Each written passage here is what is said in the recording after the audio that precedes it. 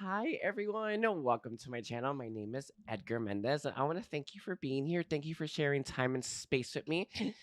I am a little bit sick, so just so you all know, I had to take 2 days off, two and a half, and recuperate and all that good stuff. But yeah, I got sick. I didn't plan for it, so it was real annoying. And yeah, today we're gonna be focusing on your April reading. So I was thinking we're gonna do April predictions, but Kuan Yin, Saint Germain, and Metatron had other ideas. So it's basically advice, suggestions, and um guidance essentially. So it's a really interesting reading. I do recommend you check out your entire chart, your sun, your moon, your rising, your Venus, especially your north node. I also want to remind you to like and comment, and especially watching your entire chart though, that view duration really does wonders for my channel. I'm not joking, it really does. Okay, and yeah, let's see. Oh, I also wanted to remind you all that I do have distant traveling April 1st. If you are interested in that, you can check it out on my Calendly link. It's at the bottom. It's a free service if you are interested in doing that. But we do distant traveling, universal traveling, and we do different stuff each month. It's once a month thing. So if you are interested in getting that, I highly recommend you check it out.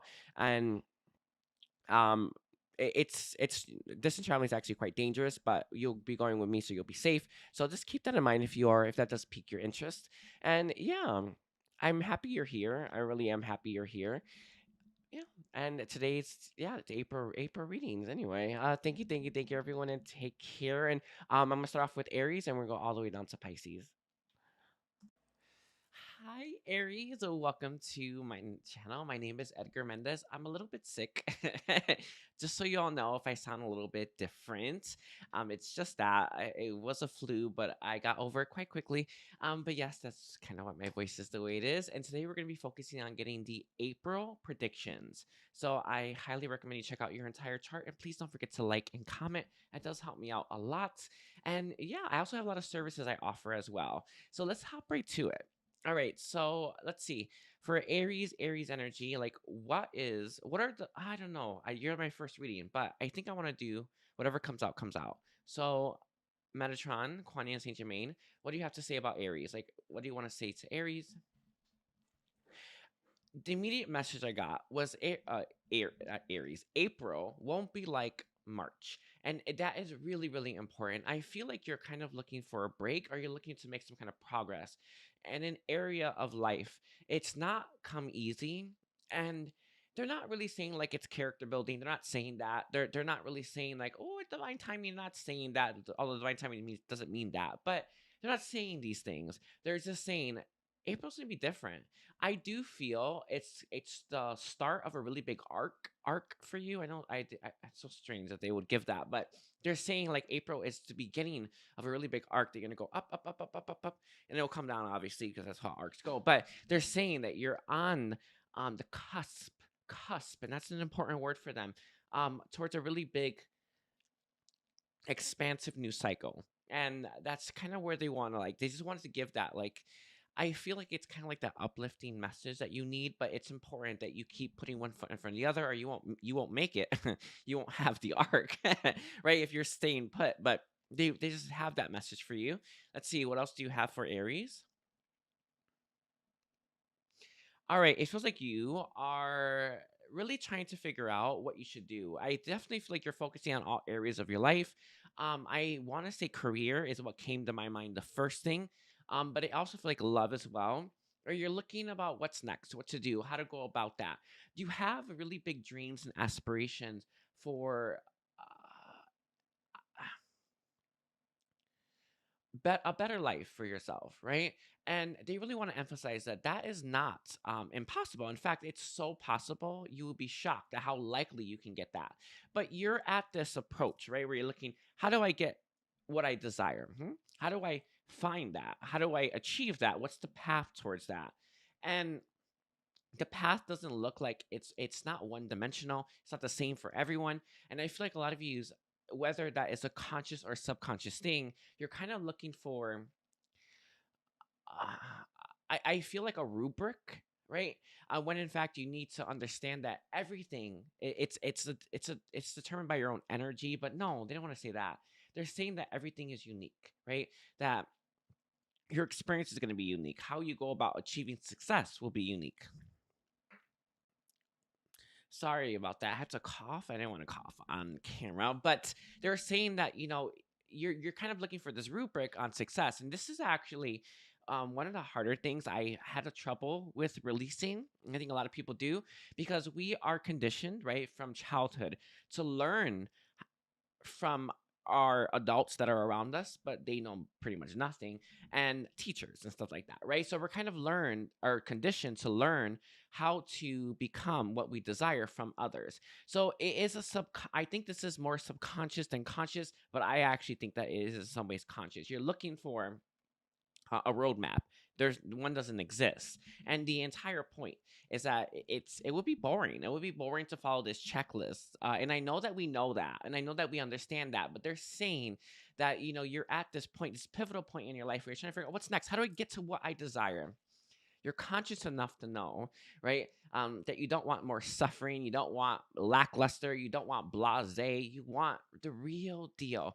And they're emphasizing this fact, right? That you're not gonna get it from anyone else. No one else has that answer for you. The only person that has that answer is your own heart. And the only way to figure out what that path even looks like is to take the necessary steps. And again, that's where they brought up that very first piece, right? Where it's like, it's gonna be so different in April than it has been in March, and the entire point is to get you to put one foot in front of the other, and that is key because if you're not happy where you are, you have to move. You have to take one foot in front of the other, and though it can sometimes get dark and bleak and look like it's never gonna end in terms of turmoil, but it always does, right? And they really want to emphasize not to give up. And also not to be looking for a roadmap. No one got it. No one, not even me. I don't even have that for you. And like if there were one person in this world that would have it, it would be me, but I don't even have it. And the only way you can go about this is taking one foot in front of the other. They want you to use the reason why you're doing it because I feel like let's say you have oh, I don't know how to phrase this. It's like they're saying that you need a really good reason why you are putting one foot in front of the other. And they also want you to reflect on what that reason that motivates you, that gets you out of bed is. It's nice to have that dream and stuff like that, right? But in reality, in my experience, the only thing that's really worked for me, that has worked consistently and never failed, was when I chose myself, right? So I don't know what you're choosing exactly, but make sure that it is in alignment with something that's going to keep going. They're calling it like an eternal flame. Right? That's what they're referring to it as. Like it's an eternal flame, something that even in your darkest times, you will have this flame burning, and you will be able to see somewhat of the way. And they're really emphasizing that as well. I'm not saying that I see dark periods coming up just yet, right? But there will always be those inevitably, right? And the only way is through those dark periods. And the only way you're going to make it through by putting one foot in front of the other is by having a good enough reason to keep going. And they really want you, that's like where they're zeroing in on. Is there anything else on that that you have? I'm like, hope that the sounds fine. Anyway, okay, let's see. They kind of want to switch gears a little bit. They want to touch upon, I feel your, I don't know if it's desire, but or I don't know, maybe you have doubt about yourself and your capabilities, but it feels like you are trying to gain knowledge from other people, places, and things. And this is actually, there's a core wound, obviously, there to do with doubts, self worth. I feel like you tend to compare yourself, and there is a proper way to compare yourself to someone else, right? You see someone doing this really magical thing. Oh, I want to do it. Then you go ahead and you figure out how to do it, right? But you don't look at what they're doing and think, "Oh my God, I'm so behind," or I'm I can't believe that I will never have that. That's the wrong way, right? The right way is, and like, you know what? I want to do that. Let me figure that out, right?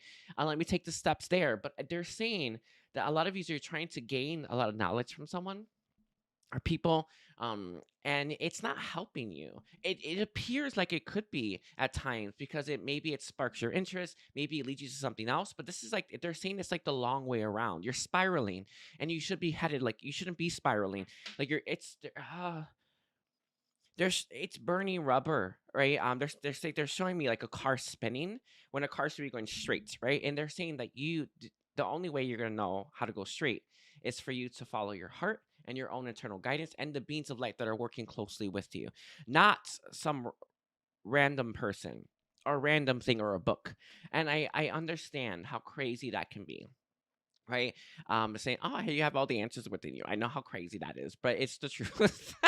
It really is the truth, by the way. But they're saying you're going to make progress faster by following your own internal guidance, not so much someone else. There are times when someone comes in and gives us that truth, right? But we're not meant to cling on to everything they say. We're meant to just take that truth that we know we were meant to hear at that present moment and make strides, but we're not meant to use them, right? As a they're calling it like a substitute teacher, right? You're not meant to use it like that. You're meant to become your own person you're learning from and teaching and all that stuff, right? You're meant to do it that way. You're meant to, they're calling it self sufficiency, right? That's what they're referring to it as. Is there any guidance that you have for Aries? They're referencing what they brought up about keep going. This is interesting. They wanted me to suggest to you something that will help you see when you're at those dark periods. And one of the best things that I use, and not everyone gets this, but you can call them in, by the way. I use an ancestor where they light the way for some pieces of my path. Like I have no idea what to do. I'm stuck and it's like, oh my God, how do I get out of this?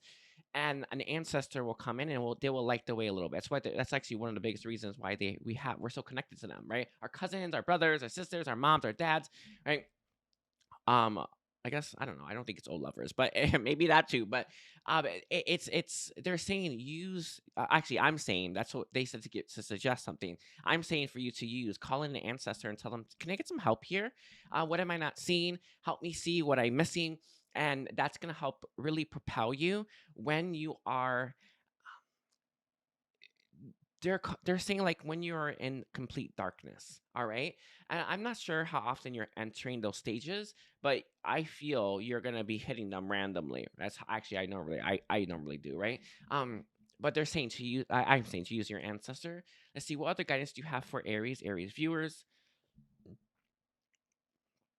This has to do with productivity.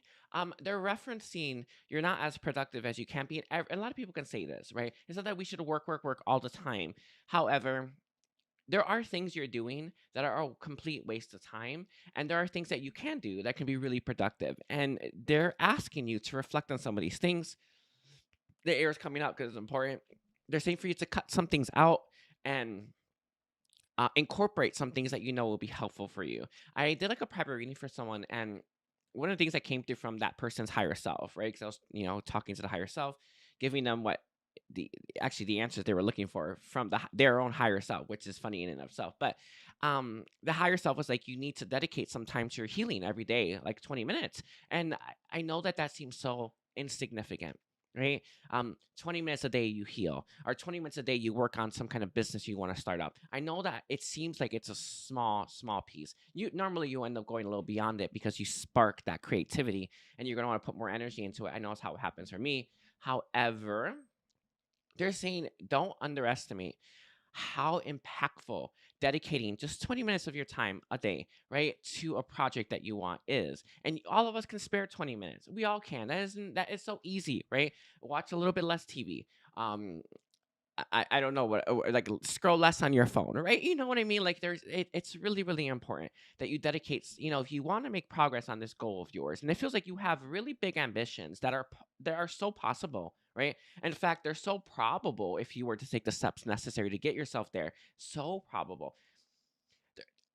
It's like they're seeing that you are it's almost guaranteed, right? It's what they're saying. It's almost guaranteed, right? For you to get there if you were to take those steps every single day. And think of what 20 minutes a day over an entire year is in terms of how many days. I don't know. You know what I mean, right? And normally you will go over. I think of that like how much productivity that is, right? On a goal that can really make you money or a goal that can really make you happy, right? So they're saying for you to be more productive with your time and learn to cut something out that you don't need, right? you don't need, and it's probably not making you feel that great as well. Um, but I'm gonna leave it there, Aries. I want to keep the reading short because my voice. But I want to thank you for being here. Thank you for sharing time and space with me. And again, I want to remind you to watch that entire chart. Um, Kuan Yin, Saint Germain, Metatron, they actually they got really good at this, by the way. For all the signs.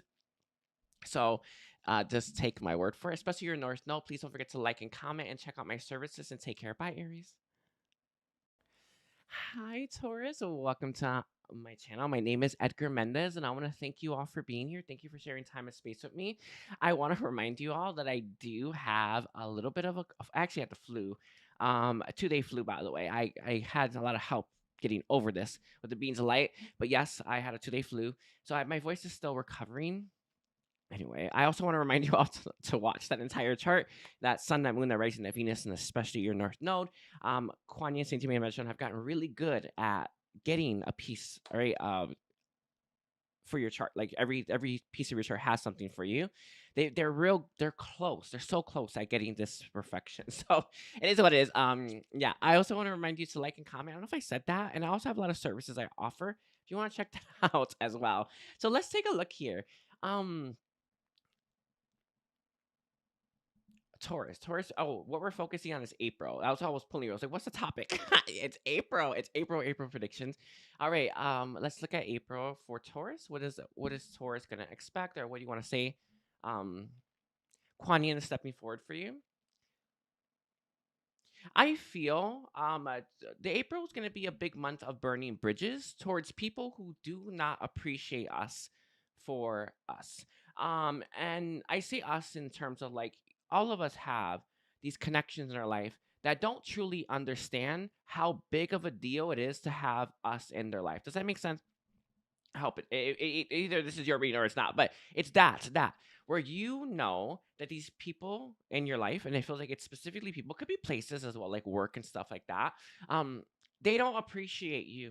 No, they don't see you either. They don't get you. It's not a misunderstood type of thing, though. It's not. It's not misunderstood. It's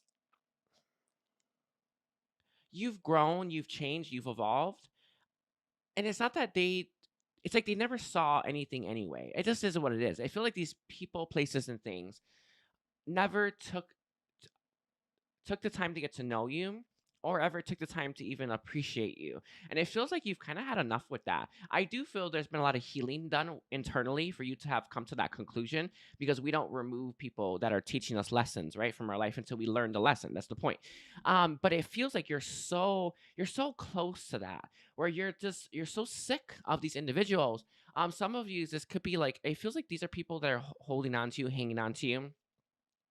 It feels like you feel used at times as well with them, because they just take and take, to the point of it's like, I don't know, it's like I've had enough here. Some of you, just could be kids as well. It just feels, and not that you're gonna kick the kid out, but you are gonna put up that boundary where you're gonna learn to put me first. But I feel for most of you this is like connection, like actual connection, where it's like, no more am I going to be taken for granted. No more am I going to let someone not appreciate what I bring to the table, because I finally appreciate what I bring to the table. Does that make sense? So it feels like you're going through this metamorphosis here where you're learning to love yourself, appreciate yourself, and put yourself first. And it's going to have you re-examining your dynamics with people, places, and things in your life, because the new you doesn't have a bunch of these things that the old version of you did, right, in their life. So this is you kind of burning bridges. So that's going to be a really, really important theme for you in the month of April. Um, um, some of these days will be easier than others. Like there's no, Metatron's bringing up loyalties at times, right? Or you think that you need to be loyal. There's some it's not. It's most of these things there isn't that loyalty there, but for some of them there is, and they're really. Metatron's really bringing that up right now because that's important for you to know. Know that even though there could be loyalties there, it's the same rule applies, right? Don't like throw the loyalty out the way. Follow your heart, and you'll know what to do. Point blank, right? It's actually just said period. Period. All right. Is there anything else that you want to say on that? They said that pretty much covers it. They want more stuff. Okay. So what else will Taurus be dealing with in April? I feel like you're going to be receiving a lot of abundance as well. This it's interesting. They're referring to something that not a lot of people understand about how universe works. Universe will constantly bring us stuff, right? We ask for more money, for instance, right? Um, and then we receive money, and then we take it, right? Let's say you are looking for a job, right? And you receive this job that's not paying what you want. It's not what you were looking for, but you are in a lack mindset and you just take it. So universe looks at that and thinks, okay, they asked for a job, they took that job, so that's the one they must want, right? A universe doesn't think; it just does, right? I feel that what they're telling me is that you are no longer in that lack mindset.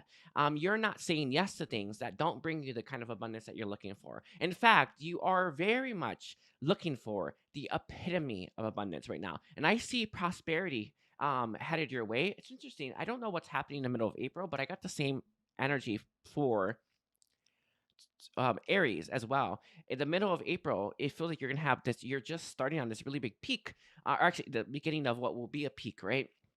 Of a lot of prosperity headed your way, and it's because you're learning to say no to things that aren't enough. It's like you want a relationship, right? And then you find someone and they're not what you were looking for, but you have a need within you, so you take it, right? Yeah, you're not doing that anymore. I'm not saying that was it, but you get where I'm going with that, right? It's like universe is looking at trying to fulfill what you're asking for, and the fact that you're saying no to what you're not looking for is why universe is bringing you what you want, what you actually want, what you actually ask for. And that's like a really big thing. It's a really big thing that you are learning to conquer, and you're coming at this from a really, really sovereign place, a place that isn't of lack, right? As part of it. But it's trust. Ah, yes, yes, duh, trust, and it's not just trust in the process, though that is obviously there. It's trust in yourself that you are worthy enough to have more. Yeah, so interesting. It's some juicy stuff right there. And you're looking at your life, and it's with the shedding of all the nasty, low vibrational stuff, and saying no to no more low vibrational stuff. You are on a steep incline, is what they're saying. Wow. Okay. Wow. That's a really big thing. But let's see what else is here for Taurus. They're saying for you to focus on the parts of you that want to say yes to things that are not in alignment. So, although consciously you're not going to say yes, that feeling that you should say yes is going to come up, right? It's coming from the subconscious, maybe the ego. It's telling you to reflect on that and start to heal that. They're giving me a specific message about you accessing your higher self, to have your higher self help you discern what's bringing this about so you can fix it. They're really emphasizing, you know, you have these feelings a little bit, right? So deal with it and you won't regress. And I think it's the most important thing right now, because it's important that you don't regress. You don't regress back into that lack mindset. You don't regress back into that um, faithless energy, right? You want to embody that energy where you know that you can have what you deserve, because that's how you're going to get it, right? That belief fueling you. But there are parts of you just, and they're saying it's like, it's like you when you rub crumbs in your hand. I know it's so strange, but that's what they're doing. It's like there's just little sprinkles here and there. That's all you gotta do. You just gotta just make sure you deal with it. Basically, is what they're saying, because then you can get rid of all of that. I also have, if you are interested, I have poverty contract, fear contract as well. I also have a love contract. I'm gonna release that. If I haven't released it now, when I release this video, I'll release it soon. But I have those things if you are looking for that. Trust, those are powerful guided meditations that I've created. Um, Trust me. Follow your heart. Obviously, I see. Don't trust me. Don't trust me. Follow your heart, and you'll know if you should get that. They're cheap, by the way, too.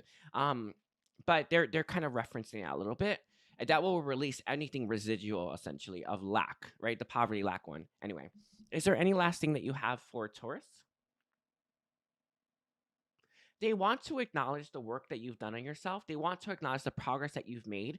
I feel like you have a little bit of an issue here about acknowledging the progress that you've made, because you have destination fever. And they're showing me like a vision of you in a car, and it's like you're hitting all these milestones. It's like it is.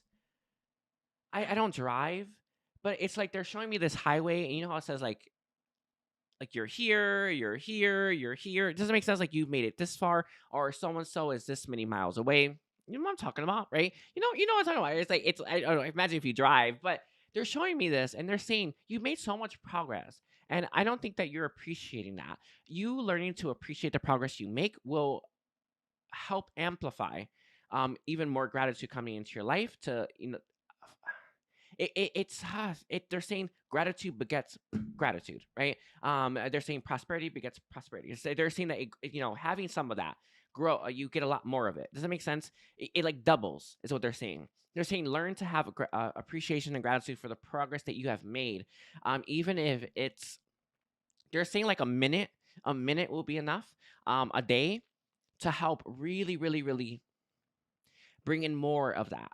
So they're really emphasizing that. That's interesting. That they're really emphasizing at least dedicate a minute to this. 3 would probably be optimal is what they're saying, but at least a minute of gratitude where you look at, damn, I got this far. Oh my god! Like I remember when I set this goal a year ago, and I'm here now. Like, and it doesn't feel like that much of an accomplishment when you finally make it because you are the kind of person that can have that, right? You're the kind of person that can achieve it. But in reality, you weren't at one point, right? So it's important you understand how big of a deal it is when you make these accomplishments and you have these successes. And even though they might be small or appear small currently, they weren't before. And they really want to emphasize a need for you to cultivate the energy of gratitude um, going forward because that's going to help your life. They're saying it's going to help with the cornucopia. All right. Is there anything else that you have for Taurus? Do you want to switch to your guidance as well, Taurus? Um, I don't know if this is writing down ideas. They're not being clear about this, or if this is scripting, right? That manifestation with scripting. I feel like it could be either or both. It kind of feels like it's that. They want you to write more of your ideas down, more of like, or maybe when if you have an idea that you want to bring to like, you want to manifest, script it. They're saying, in my experience, I've never scripted, but they gave it to me when I was doing some readings, and scripting helps your mind stay focused on what you're trying to manifest, and you won't gravitate into the lack parts of yourself. Does that make sense? So it's a really good way to manifest if you haven't fully healed your subconscious, which is why they brought up that poverty and lack contract, because that resets your subconscious completely after 14 days. But they're bringing that up. It's really important for you, scripting to manifest what you want, or write down the ideas that you're getting and then start to manifest them through the scripting, basically. Okay, so they really are emphasizing that one. Okay, they are bringing up a stone for you as well, a really important stone. They're saying tiger's eye would be helpful. Septarian dragonstone as well. um I feel, because I don't know, it could be a subconscious belief system, but they're referencing green aventurine as well, right? Luck and prosperity, obviously. But they reference green aventurine though for you keeping your heart open. And I feel I know that sometimes it's like I know when I'm watching movies and stuff like that, you see people, it's just like with sheer determination, they overcome an obstacle, right? Or anger or rage, or protection, they are able to overcome their adversaries, right? That's not how it actually works. It works best, we're at our peak power when our hearts are open and when we are loving unconditionally and compassionately. I know that in movies it's because of the way humans are, or the way that I see humans think. For some reason, they think it's that it's coming from the head is the best place. No, no, no, no. Then they're emphasizing to make sure you keep your heart open to the experience. The more your heart is open, the more love you exude, the more happiness you embody, the more powerful you are. They really want that to just like drill that in. And I feel like you are stepping out of an energy where you were embodying all that love, because you're going after your dreams now. But the message here is don't lose that. Don't lose the love. In fact, bring it with you. And they really want to emphasize that one, okay? Bring the love with you, because that's how you're going to have even more success. That's the point. And again, we're at our peak power when our hearts are open, when we are loving properly, when we are having compassion for people as well, right? We're able to forgive easily. We don't have to deal with the karmic cycles of down spiraling, right? When we forgive, because karma changed. So it's important that if you really want to make progress, and they were giving me chills everywhere, to really love, and open that heart up. All right, that's where your strength is. That's what they're saying. That's where your strength is. It was never not there. All right. And I know that sometimes because of the people you're leaving behind, you might try to shut your heart down to do this. No, no, no. Open it up and watch your heart grow to become what it needs to become, to be able to hold space for those individuals while simultaneously holding space for yourself and moving forward. Trust me, that's how hearts expand, right? It doesn't expand by closing them down and pretending like we don't feel anything, okay? So they're really emphasizing that. And again, they're bringing up that loyalty issue again. I'm gonna leave it there. Taurus, I want to thank you for being here. Thank you for sharing time and space with me. Please don't forget to like and comment. Don't forget to watch your entire chart as well. And yeah, and take care. Bye, Taurus. Hi, Gemini. Welcome to my channel. My name is Edgar Mendez, and I want to thank you all for being here. Thank you for sharing time and space with me. I want to remind you all I am a little sick still. I had a flu, so I am persevering because I wanted to get this reading out for April, and I want to thank you again for being here. And don't forget to watch that entire chart, that sun, that moon, that rising, that Venus, and especially your North Node. Kuan Yin, Saint Germain, and Metatron have gotten real good at putting aspects or messages in every part of your chart. So they've got real good. It's been real interesting anyway. But yes. And today we're going to be focusing on April predictions for Gemini. So let's get started here, Gemini. April predictions for Gemini. What does Gemini need to deal with? I feel you're going to have deja vu, or it's like feelings of nostalgicness coming through. I'm not sure what this is referring to, because the first thing that came to my mind was a person, like a person coming back, or you're gonna see someone you haven't seen in a while. Could be childhood friend, something like that. Could be old family members you've been in disconnect. I don't know. It sounds so crazy. But that's the first thing I got. Then it went to actual memories. So I feel like the month of April is gonna be very much you sorting out some past issues and healing from that once and for all. I am seeing you setting yourself free from stuff.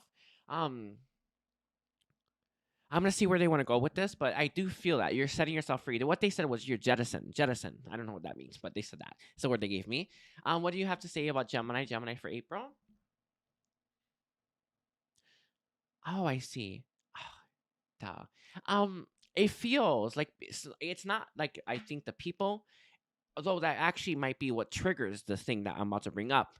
But it feels like you are gonna be there's gonna be like the feelings that you thought you dealt with coming back to the surface again. Does that make sense? So things that you thought you healed from. That's actually the first thing I got as a message, but then it leaned into the people. So it is what it is. But it's just like it flew through like a lot. I mean, a lot of information flew through, but it feels like you're gonna maybe see people, maybe look at memories. Some of you are gonna be scrolling at someone's Instagram, and it's gonna bring up memories or feelings of memories of things that you thought you dealt with.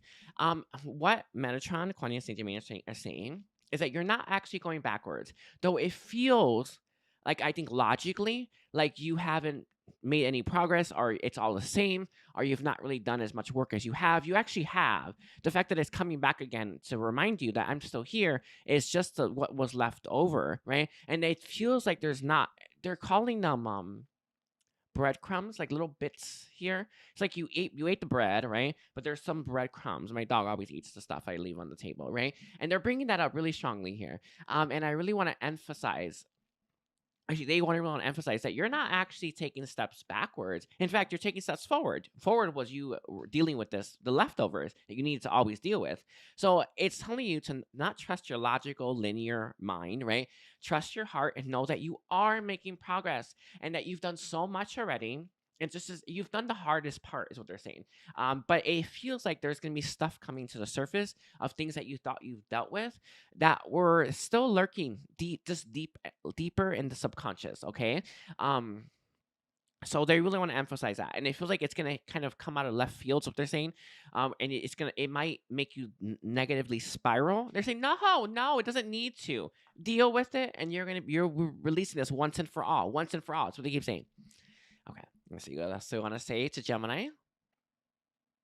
I feel like there's someone that you are connected to, an ex potentially, or a past person. You haven't completely forgiven them. And I feel like for the most part you have, but there is some residual stuff. They're kind of like referring to it as like It's like you drop something on a like a counter and you clean it up with napkins, but it's not really clean, right? There's still like a little bit of gloss of whatever this is, right? They're saying that there is just a little bit of stuff of what you haven't healed or forgiven someone for, but it looks like, I think if you don't look at it in the proper angle, you won't see that there's some little bit of gloss there from the food, right, that you dropped on the counter. And they're emphasizing that you're gonna have that new angle to see that, oh, I haven't forgiven them for so and so thing, and you're gonna be able to forgive them once and for all. Some of yous, it feels like this is gonna help open up the doorway for this connection to come back into your life. Just that little bit of the thing that's there. But they're not really bringing that up. They're saying some, I don't know. No, they're saying that you're gonna see something about them, or you may have thoughts play out in your mind, which you give your caddy, or you give backhanded comments to them, like in a fantasy. Whatever it is, it feels like that's what's gonna help you see you still haven't forgiven them fully. Um, so that's really really important for you. But I feel like it's not just that person. It's also other stuff. But why did you bring up that person, Metatron? He said that you needed to know that.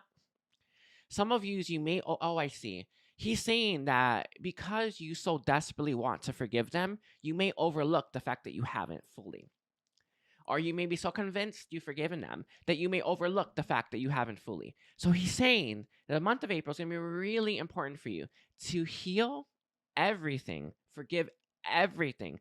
And it's not like half-ass clean it up, basically, right? To fully go in there and scrub it real good, right? And you're gonna really get everything. That's what he's saying. It's gonna be, he said, spotless. That's what Vanessa says, spotless. Um, is there anything else on that you want to give to Gemini? He's saying no. He's saying no. But I do feel it's going to be other than just this person. But some of you truly have convinced yourself you've forgiven them, and you have 99%. I guess, right? He's saying 98.1. That's what Metatron gave. 98.1. Um, it's you need to finish it off. All right. This is doing something to your life. So what he's saying, it's holding you back. There's something that you're trying to get, or you want to move forward, but it's like that little itty bit. It's not. You're not able to do it. I do have a love contract coming out. If I haven't released it yet, I do have a love contract coming out. It helps you release that last little bit. So if you're interested in that, check it out in the comment or description section if I have it out. If I'm not, just wait for it. It should be coming out this week. All right. What else do you have for Gemini? For Gemini viewers for April, there is a need not to punish yourself. Okay. It came in two ways. The first thing was referencing a feeling of you taking up a step backwards when in fact you're actually taking a step forward, right? Don't punish yourself for that. But the other one was restricting yourself from things that you actually want. I'm not sure what this is referring to. He's not really bringing it up, and he doesn't really want to dive in, Metatron, but he definitely wants to bring this up. Don't restrict yourself from stuff that you do desire. Um, He's saying that there's more truth in that than you realize. There's more, it's like there's learning that you'll have from that experience. Um, there's something that you'll see in that experience that you couldn't see otherwise. He's saying that your heart is leading you places, or your inspiration is leading you places that you may try to restrict yourself from, and there is a need for you to make sure you are pursuing it. Because it's like you're asking a question. He's bringing up a random thing where it's like you want to know how, like, what you should do for like purpose or whatever, right? What should I do? What should I do? And it's like you don't know, and you have this like desire to to take some kind of class, right? Like a creative class. And you think, well, I don't really want to do that for a career, right? But there is something there that you're going to get a learning experience. It could even be just a person you'll meet there. But whatever the case is, you're going to get something from that experience that you need, and it's going to answer the question you just like you're asking. There's something that you're asking for. Maybe asking the beings of light, maybe like asking God, or source, right, the creator. I don't know what you're asking for or what you're desiring for yourself, and it feels like you are making a request. That's what they're saying. Yeah, they're answering with the inspiration. They're answering with your heart's answering you as well, with the heart, with the desire, with the heart, right? You're just not picking up. That's what they're saying. They're not picking up. So they're saying make sure you do that. Sorry, everyone. I'm a little bit sick. So, okay. What else do you have for Gemini for April?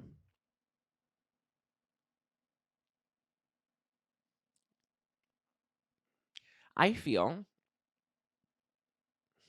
Let's see. Wait. What came to my mind was judging other people, but they Metatron said, not that. What do you want to give for Gemini? For Gemini for April?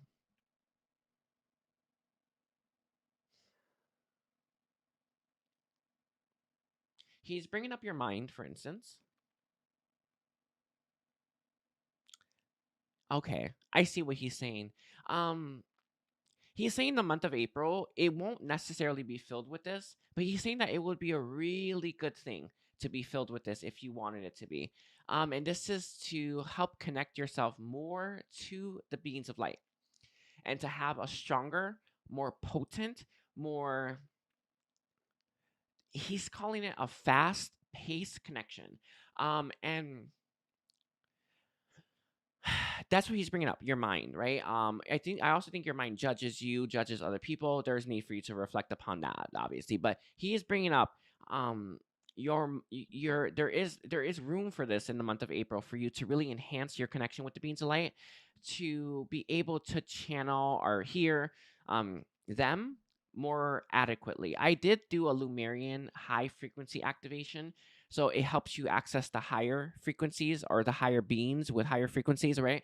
If you want to check that out, it's in my video. I released this, but Metatron is saying that in the month of April, it would be a really good thing for you to work on enhancing that connection. In fact, it's a really really good thing. He's saying that it's not for the month in April or the month after April, but there's something that's coming for you that a being of light will be able to help you navigate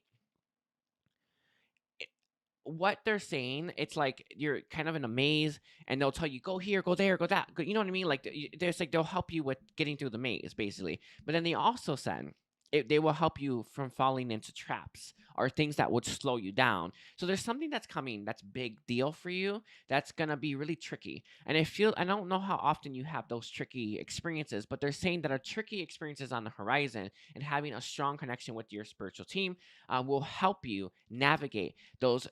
He's calling them treacherous waters. All right, and that's why. So it's not coming in May. I don't see it coming in June. I maybe July. It's kind of like it's working on this, working on this, working on this. So it's our connection goes from dial up, right? Um, uh, broadband, fiber, right? This is how it goes, right? Fiber. So you want to make sure your connection is on the fiber side, and you have plenty of time. 3 months is so long. um, but they're saying that to navigate this, it would be so important for you to have that connection with your spiritual team. He wants to switch to guidance now. Can I have guidance, please, for Gemini? I feel he's saying for you to keep your head up. I think you look down a lot. Um, you know that looking down, and I don't know anything about body language, but he's referring to when we look down, we're not feeling confident. We're not feeling like we're capable. We're not feeling like we can handle what's right ahead of us, right? We're feeling small. We're feeling shy. We're feeling a little bit insignificant, right? He's saying keep your head up. You can do it. That's what he's saying. It's very clear, right? Just like this. It's interesting. It kind of reminds me when I'm walking by people, I always make sure my head's up, right? You know what I mean? Like you just gotta make sure that you're no, your head's up. But he's saying that. He's saying keep your head up. I also feel like you have a tendency to pick at, and I think that's a good word, um, mistakes that you make. Like it's like picking at a scab and it never heals properly. You know what I mean? Forgive yourself, forgive anyone involved, right? Forgive. Say I'm sorry and release. Say I love you and release, right? But I feel like you have a habit, right, of looking down at what, and it's interesting. He's saying that you kick it around, whatever this is. It's like something broke, and you're kicking it, and it's not helping you. It's not helping you make progress. And it's not helping anything, right? It's. I feel like you have a habit of that negative spiral in your mind, and the message here is to really learn to conquer that negative spiral. I did that. It's actually real beautiful. Where it's just like, I'm not gonna do that to myself anymore. I made that choice, right? So set that intention to make that choice that you're not gonna do that to yourself anymore, because that hurts you. You know that, right? It's hurting you. It hurts a lot when you have those negative spirals because you're beating yourself up. No one else is, right? You are. Sorry. But you are. You're beating yourself up. So the message here is stop doing that, right? Keep your head up high, but make that concerted effort and calling the beings of light to help you keep you from doing that as well. And that's why you're gonna have that stronger connection. And there's something again big coming up for you. All right. But I'm gonna leave it there, Gemini. I want to thank you for being here. Thank you for spending time and space with me. I also want to remind you to watch that entire chart, like and comment, and check out my services. And take care. Bye, Gemini. Hi, Cancer. Welcome to my channel. My name is Edgar Mendez, and I want to thank you all for being here. Thank you for sharing time and space with me. I want to remind you all that if you didn't catch the intro, I am a little sick, so it is what it is. It was unplanned, that's for sure. So I am a little sick. My voice is kind of right? So if I do sound different, that's the reason. I want to remind you as well to like and comment and watch your entire chart. That sun, that moon, that rising, that Venus, especially your North Node. Quania, Saint Germain, and Metron have gotten really good at layering everything in your chart, so you have a message for every part. And yeah, I also check out my services that I offer. I have a lot of stuff I do, and today we're going to be focusing on getting April predictions. I don't know. It is what it is. I guess that's how everyone phrases it. They're saying don't name it like that. That's what they're saying. It's what your April's gonna be like. Okay.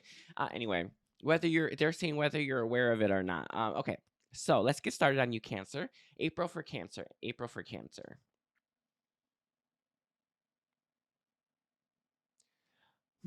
I feel you are gonna continue on this isolated little streak that you're in, and I'm not sure what isolation this is referring to. Romantic, platonic connections. Connections in general, maybe just public, right? People. I don't know what this is referring to exactly, but it feels like you are currently in um or you have formed a bubble for yourself. What they're telling me, what Metatron is saying, is that this was in some ways needed, right? At one point in time, necessary at one point in time, and it's exactly what the doctor prescribes, what they're saying, right? And they really want to emphasize that yes, that's great, but there is a need for you, and I think it's going to start in the month of April. They're saying at the beginning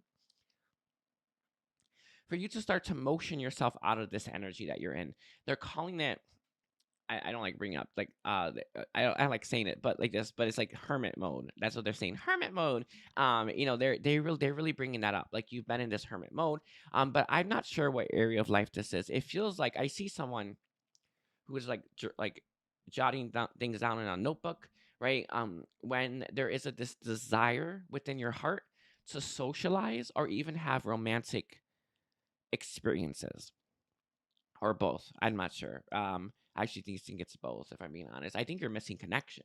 That's what it feels like to me. Kindred part. That's they said kindred partnership, right? They're saying that this hermit mode that you were in, they're saying that you chose to be in, it served its purpose, but it's done.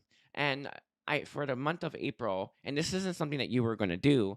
They're saying this is something that you should do if you were wanting to really make progress. To have these experiences is to open yourself up to more social experiences, um, social events, or a romantic interest. Some of you, it feels like it could be either or both. Um, but whatever the case is, you've kept yourself to yourself long enough. It's time to spread those wings, right? There's also, when I saw this, when I first picked up on your energy, Cancer, a bubble on you. There's a bubble that of protection. I would actually ask your angels, ancestors, and guides, and your higher self to remove that from you. It's one that you place on yourself, but remove all of them, right? All the protections, because this keeps you from being able to know if someone's interested in you as well, romantically speaking. So I saw that. That's the first thing I saw, and then I knew what it was I was dealing with. But yeah, they said to say that to you. What else do you have to say to Cancer? I feel like there's a lot of fears of intimacy within you, which makes it kind of trumps, I feel, your approach to becoming more emotionally invested and open with people. Are you serious? He always just like there's too much talking here, I guess. But it definitely feels like there is this energy that's coming through where it's like there's fears about being more emotionally available. Some of you may have friends in your life, but you're not emotionally connected to them, so they're not real friends, right? So it's like it's so just take that into consideration. But there's a real emphasis here on you having fears about being more emotionally available, intimate, and exposed and vulnerable with people. It's what's trumping you, and it's what's keeping you stuck in the cycle that you're in. Some of you have a limited belief system here that tells you that someone's going to show up on your doorstep and they're going to blow open this block that you have now, right? Um, get you out of hermit mode. But the Metatron Quantity and Saint Germain are really emphasizing the fact that life isn't going to work like that, right? You've made the choice, right? And again, they brought that up twice now. You made the choice that you were going to pull yourself away from social stuff, right? From vulnerability, from being open. You have not made a choice to open yourself up. So to think that you're gonna somehow find what intimate connection, romantic or platonic, without having to make that choice and putting yourself out there, they just want you to reflect upon not the logic, right? I will look at your heart and say, what do you think I should do about that, right? Like, for real, access that. But again, there is a need for you to reflect upon what is holding you stuck in this. Why do you want it, that the world to be like that world, right? There's a fear that is perpetuating that limiting, outdated belief about how the world works. You want to believe in that because you're too afraid to expose yourself and put yourself out there. So there isn't things to look at. That's that they're saying, like, that is something you wouldn't be looking at this in April. And they're not saying they see someone coming right away, right? But you need to work on this if you do want that in your life, and you don't have to want that ever. But when you do, it's important that you start planning ahead, like 3 months in advance, right? I think I'm halfway ready to open myself up to connection. Well, you gotta start doing it today because it will take months before before it starts to manifest in your reality, right? But there is a need for you to be more open-hearted and receptive to that experience, which you're not currently. So they really want to emphasize that. What else about Cancer? Cancer. They're bringing up your past love experiences and past experiences with friends as well. You've not had it easy. There is a lot of fears here. This is, of course, with purpose, and I know that we have sometimes these limiting beliefs that tell us think life shouldn't be this way. Um, I mean, who are you to say, right? But they're really emphasizing that your life's not been the easiest when it comes to connection. It's not about not going those bad experiences. It's about not letting those bad experiences hold you back from going towards these experiences that you desire for yourself. And that seems to be what happened. And they really want to just like bring that to the forefront of your mind. And again, you don't have to deal with this yet. However, you do have to eventually. This is no matter what, even if you're making it through this video, it will place itself in your subconscious, those words, and it will ring true when it needs to. But anyway, let's see. Is there anything else that you want to say on that? No. They definitely want to bring up for those of you that are having trouble forgiving, letting go, or releasing, there is some lesson there, is what they want to say. Forgiveness there is what they want to say. So they're just saying for those of you that are troublesome with that. This is funny. Should I bring that up? They're also saying that some of you who feel in your heart that you have like a spiritual connection with someone, that there are limiting outdated beliefs that keep you stuck where you are. Some of you, the limiting belief that I actually got the most was, oh, this person's my twin, I can never let them go kind of belief system. Yeah, that's a lie. We can do anything. That's the point. So I don't know what belief system you have about your spiritual connection.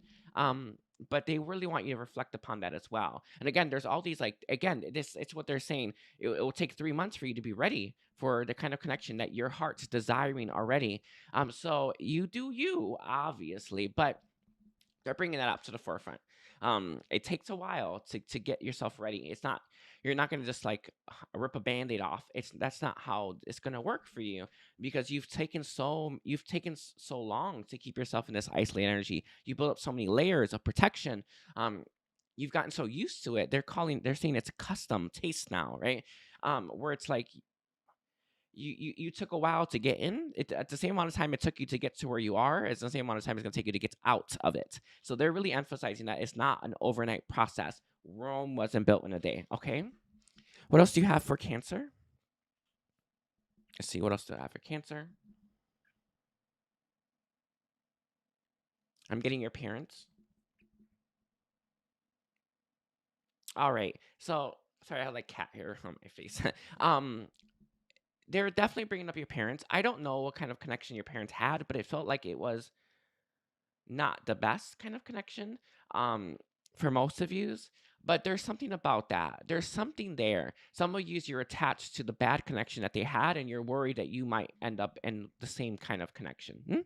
Um, Others of you, I guess it could be the opposite end of the spectrum where their connection was so great, you think that you can't have that. You'll never find it. So, whatever the case is, there is an attachment to your parents' connection and the kind of connection that they had. And there is a fear within yourself, an attachment within yourself, a belief system within yourself that tells you you're going to have a connection like that or you can't have one like that.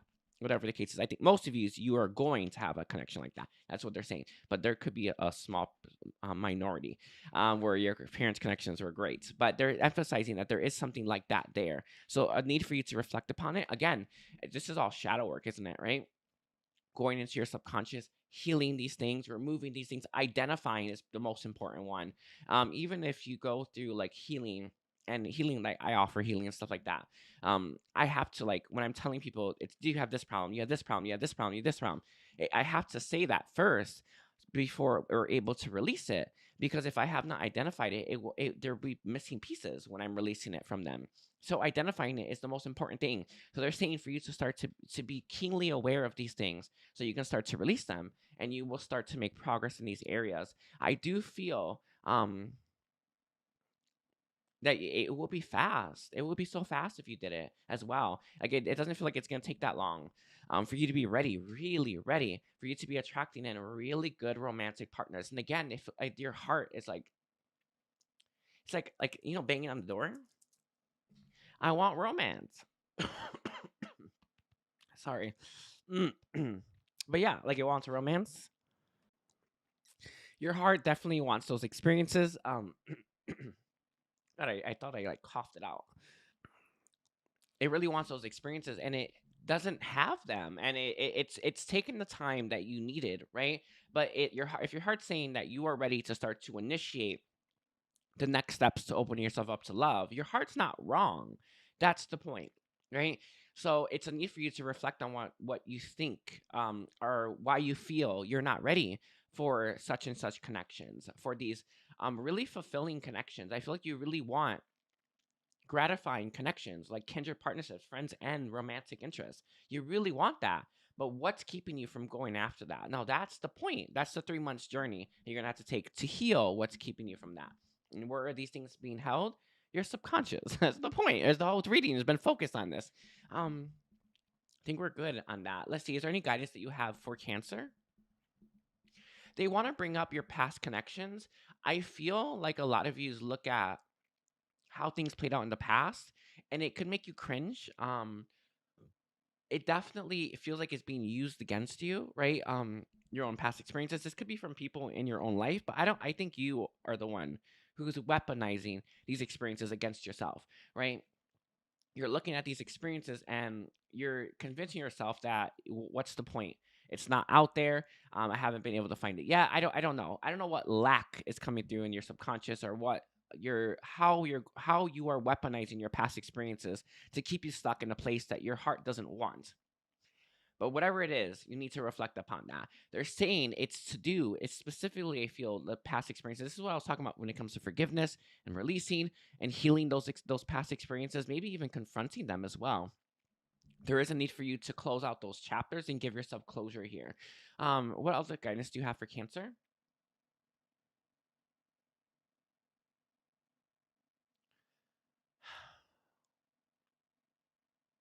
Um, they are in some ways bringing up I don't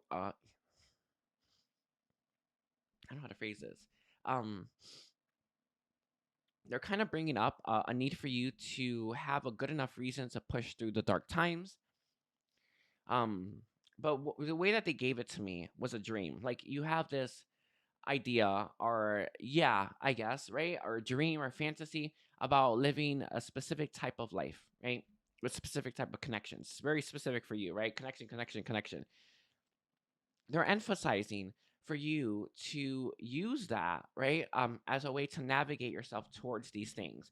And they're saying for you to not have specific people there, right, but know what you want to feel. Does it make sense? And again, they're really emphasizing a need for you to follow what you feel, right, because your heart is leading you towards the things that you actually desire, the things that could bring so much happiness into your life.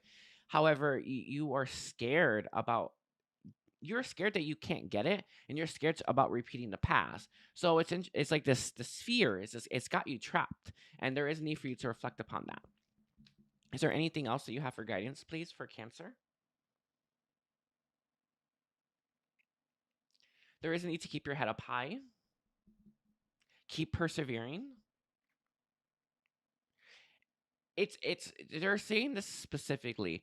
If what you desire isn't where you are, then you need to take a step forward always. So like they're saying for you to have that in your mind. I again, that's why they were talking about the idea, right? I want this. I want this. I desire this. If it's not that that's right in front of you, you gotta keep moving.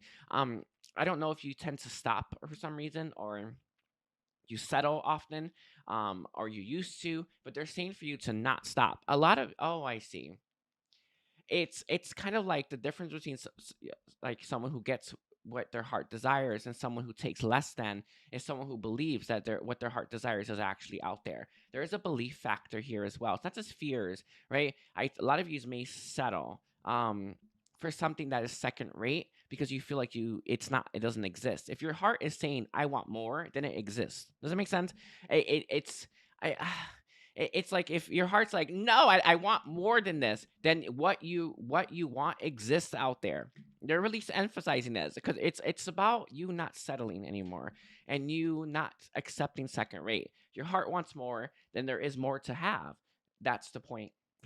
I'm gonna leave it there. I want to thank you, Cancer. Please don't forget to like and comment and check out all of your chart as well as my services, and take care. Bye, Cancer. Sorry about coughing. Hi, Leo. Welcome to my channel. My name is Edgar Mendez, and I want to thank you all for being here. Thank you for sharing time and space with me. I want to remind you all, if you didn't catch the intro, I'm a little bit sick, so it is what it is. I'm trying my best not to cough on camera, but it does happen a little bit.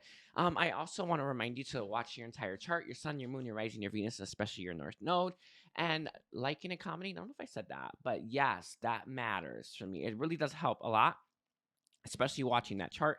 And today we're going to be focusing on getting your April predictions. Um, but I'm letting Kuan Yin, Saint Germain, and Metatron determine what they give.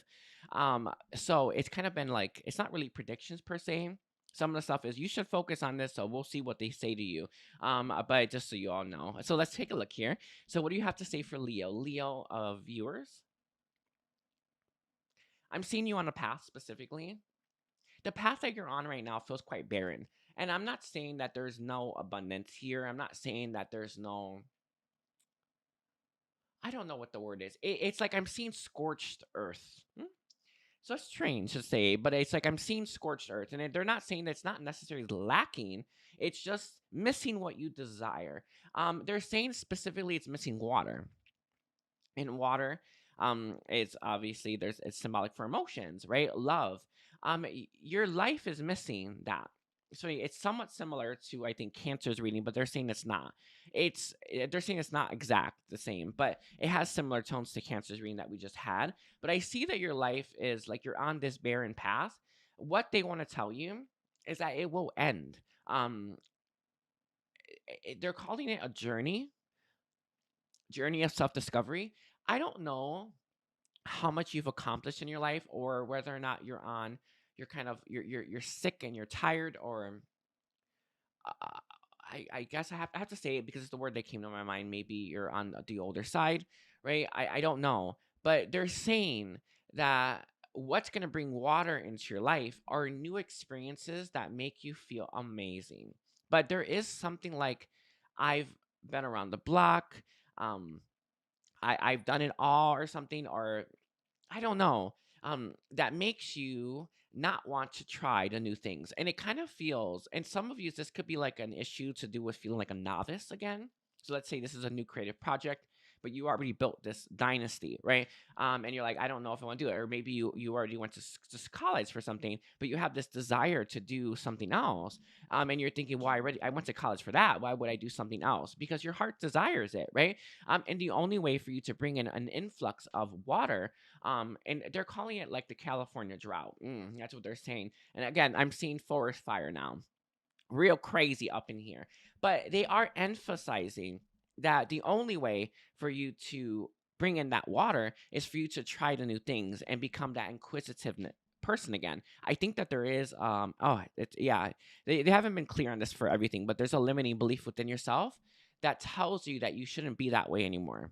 But this is nonsense. You do whatever you want to do, whatever you desire, no matter who the hell says what, right? But I feel like there is a limiting belief here that tells you, like, it kind of reminds me of like when you would go to like I would go to college or classes, and you see older people going back to school getting different degrees because they're tired of their old job, right? It's like, who cares how old you are, right? Who cares what you've done? Who cares what you've achieved? You need to go back to basics because that's what your heart desires, and that's actually you like it's interesting. They're saying that you like starting something new and following it to completion. You like that, but there's some kind of limiting belief here that tells you that you shouldn't be starting anything new right now, or you should stop starting things new, or it makes you resist starting something new. So it could be something that's currently in your life, but it's not necessarily. They're emphasizing though it's a belief system that makes you think that, oh, I shouldn't do that. I should just throw in the towel or something like that. It's interesting. Some of you, this is coming from lack, and what they gave me for lack is I should appreciate what I have. That's crazy. Your heart wants more. You get more. Period. Who cares how much you have? Who cares how much you have to be thankful for? Your heart wants more because your heart wants more. Your heart's never wrong. That's the point, right? So even though logically, I feel you look at your life and think you should be, I don't know, you should find satisfaction there, but you're not, then you're not, period, end of story. Stop fighting it. But I feel like there's something like this at play here. I think I got it. Did I encapsulate that correctly, Metatron? You said yes. Is there anything else that you want to add to that? There is stuff burning down in your life as well that's making room for new plants, new trees, new things for you. That's beautiful. So even though some of you might be facing this in the month of April, because it is an April reading, but I see it ahead of you, like maybe June, right? I don't know when they have forest fires often. I don't know, but it's like I'm seeing that like fiery forest coming up. But it's ahead of you, and the reason for this is that it's going to make headway for something new to be planted there.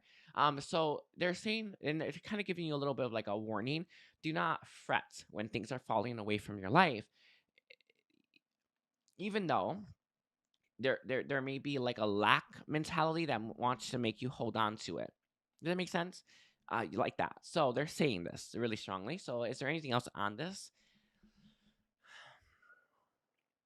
No. That's kind of where they're landing. They're also bringing up a need for you to find other sources than just one source of fulfillment. And I'm not sure if you are the kind of person that just zeroes in on something. But that's not, they're saying that's not quite healthy, right? Um, it's like that's not enough water for you, and that's not enough fulfillment. It's not enough emotion for you. It's not enough to quench your thirst, is what they're bringing up. And they're saying that you're thirsty, right? They're emphasizing a need for you to have multiple streams of water coming in, multiple streams of fulfillment coming in, and that's really going to help bring you into alignment. A lot of you have something in your life. Some of you have nothing, I suppose, but you have something, but it's not enough. You need more than what you currently have. So whether you have a little bit or a lot, you need more. So it just is what it is. So there is a need for you to look upon that, and you need things that are going to make you fulfilled. You need things that are going to actually bring you happiness. If they're not bringing you happiness, they're adding fuel to the flame. They're not alleviating, right? The condition that you found yourself in, and this is a. They're saying that this is a tough journey. I feel like things have gotten worse for you as well. Like you've gotten more and more unhappy. And the reason for this is that you've resisted what you actually know intuitively and with your heart's own calling to do. And this is to start something that you find interesting, something that you find that I don't know, something that just speaks like to stimulate you, right? And it's not that that's going to be the thing you're going to do for a while. It's just, it might lead you to multiple things, right? But you're going to find something that's really going to get you there. It's really going to get that job done, right? But they're emphasizing that you've actually put this off for a while, so it's gotten hotter and hotter and hotter.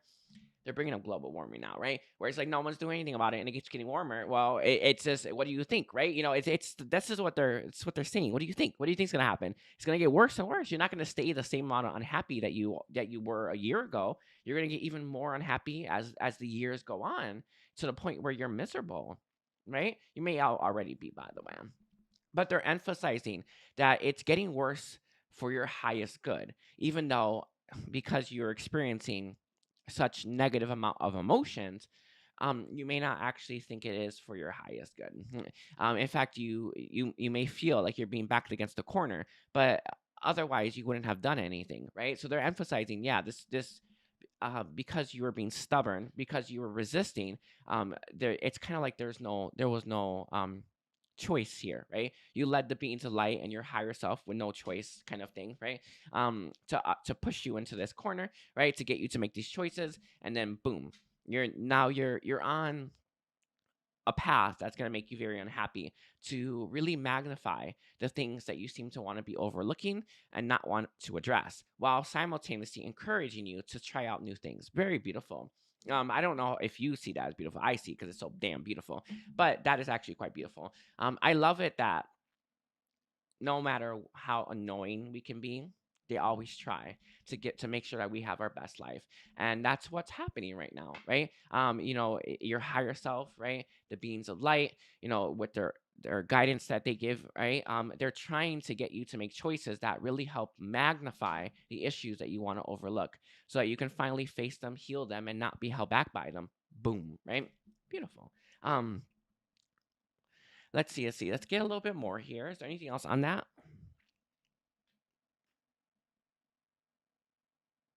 They're saying that when you finally start to make the necessary changes, relief will come fast, really fast as well.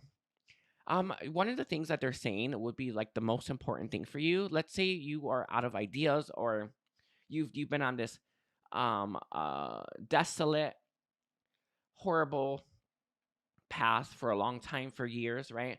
Let's say you don't have any ideas because you've been on it so long. They're saying to connect to your inner child. Say, I am one with my inner child, and you close your eyes, and then you're probably gonna have to heal your inner child. But after you get all that work done, your inner child will actually know what you should try. So they're saying, if you don't have any ideas about what to do, ask the inner child. Duh, right? That's what they're saying. Like, duh, like it's so easy. But they really want to emphasize that. Just ask the inner child. This is the part of you this is the part that you need to recapture. Does that make sense? Like that Page of Wands energy. You need to recapture that inquisitiveness that children have. And what part of you has that inquisitiveness? Always, always, always. Your inner child. It's like they're saying it's been there the whole time. Anyway. Ugh. Um, is there anything else on that you want to give them? No, they want to switch to guidance. Can I get the guidance, please, for Leo? They're referencing a spiritual connection that you have. A lot of you view this person, um, or disconnect. Maybe it's not the spiritual connection. Maybe it's just a romantic partner in general. But you view them as someone who has this massive pool of water, ocean, right? That's gonna pour on your scorched earth. This is how there is an idea here that they're gonna come in, bring water, bring the rain, I guess, right? Bring the rain, and it's gonna make everything all types of better. So they're saying that you have this idea. Yeah, yeah. Do you see problems with that? Is what they wanted to ask. They don't want to say anything about that, but do you see problems with that statement, with that belief system, with that idea? And do you think that idea or that belief system that you have, or that fantasy that you have, is actually perpetuating the very thing they just brought up. They're saying like this, what I just said, like that. This is what they're saying. Oh, okay. So they're just laying that on you. What else do you have for Leo for guidance? They're saying for you to find meaning. Meaning is the most important. They're saying to set an intention, right? I feel like they're saying that you have a habit. I'm not sure what this habit is, but it kind of feels like you start things and you stop them. That's what they said, but I don't know. Um, they're saying the reason for this is that you find something interesting, but there's no meaning there, right? So they want to emphasize a need for you to find meaning when it comes to what you're intending to do to bring some fulfillment in your life, right? Make sure that there's meaning there, because if there's no meaning there, you won't keep going. I think that this actually might be for some of you is what you've been missing as well. Like, why do you try things and you just fall in love with it so quickly? Because it doesn't have meaning for you. That's the point. They're saying like that's like the missing puzzle piece that you've been missing when it comes to trying new things is it hasn't had meaning. It doesn't matter. It maybe to some people, but you don't give a F about that, basically, right? That's what they want to say. You don't care about that. Um, so you need to care. It needs to mean something for you. It needs to. It's anything less is just not enough. And you know that, and you've lived that. You understand that. Now it's time for you to take that learning and apply it to your life. But I feel like you've had to live those non-meaningful paths multiple times, even though that may be quite discouraging, to teach you that lesson. And what they're saying is, it wasn't meant to tell you you're never going to have anything good. It was meant to show you that what you were going after wasn't meaningful. So you can ditch that and actually follow what matters. Period. That's the point. But a lot of you may look at what you've tried already and you were like not happy with, and you're now looking at that and thinking I shouldn't try anymore. Yeah. And they're saying it's coming full circle now, because that experience is what led you to go down this really, really scorched earth path that you're on, that's making you unhappy every step you take on it. Purposeful, right, by the way. um and the only way for you to kind of move, right, are in the, I can say right direction, but for you to actually try again, it's for it to be so bad, it to be so, I'm not gonna say depressing, but maybe, right? For it to be so, you used to be so unhappy there, right, that you finally moved. Sometimes this could be a bad job, for instance, who knows, but it's something like that. So they're saying it's coming full circle now. Is there anything else on this that you want to give to Leo? That's it. That's it. I'm gonna leave it there, Leo. I want to thank you all for being here. Thank you for sharing time and space with me. Again, please don't forget to like. Those likes matter a lot, especially for readings that are so honest as well. And please don't forget to watch your entire chart. That view duration really does wonders for my channel. And take care. Bye, Leo. Hi, Virgo. Welcome to my channel. My name is Edgar Mendez, and I want to thank you all for being here. I do appreciate all of you, by the way. And I want to remind you all that I am a little bit sick if you didn't catch the intro. It just am, so yeah. Don't forget to watch your entire chart. That sun, that moon, that rising, that Venus, especially that North Node. That view duration does wonders for me. Also, liking and commenting really does help as well. And yeah, I think that's it. But today we're gonna be focusing on Virgo. Your April reading. So I have Quanian and Saint Germain Metatron. They've been layering. I guess for all of you, it's like each part of your chart, just something different. Um, trust that anyway. But we'll see what they have to say for you. The readings have been somewhat triggering, I suppose, but I don't know. I don't know if what people find triggering these days. Everyone's triggers a lot less. It's not as bad, I don't think. I don't know. I don't know. Let's see. Virgo. What does Virgo need to know? A Metatron, Quanian Saint Germain.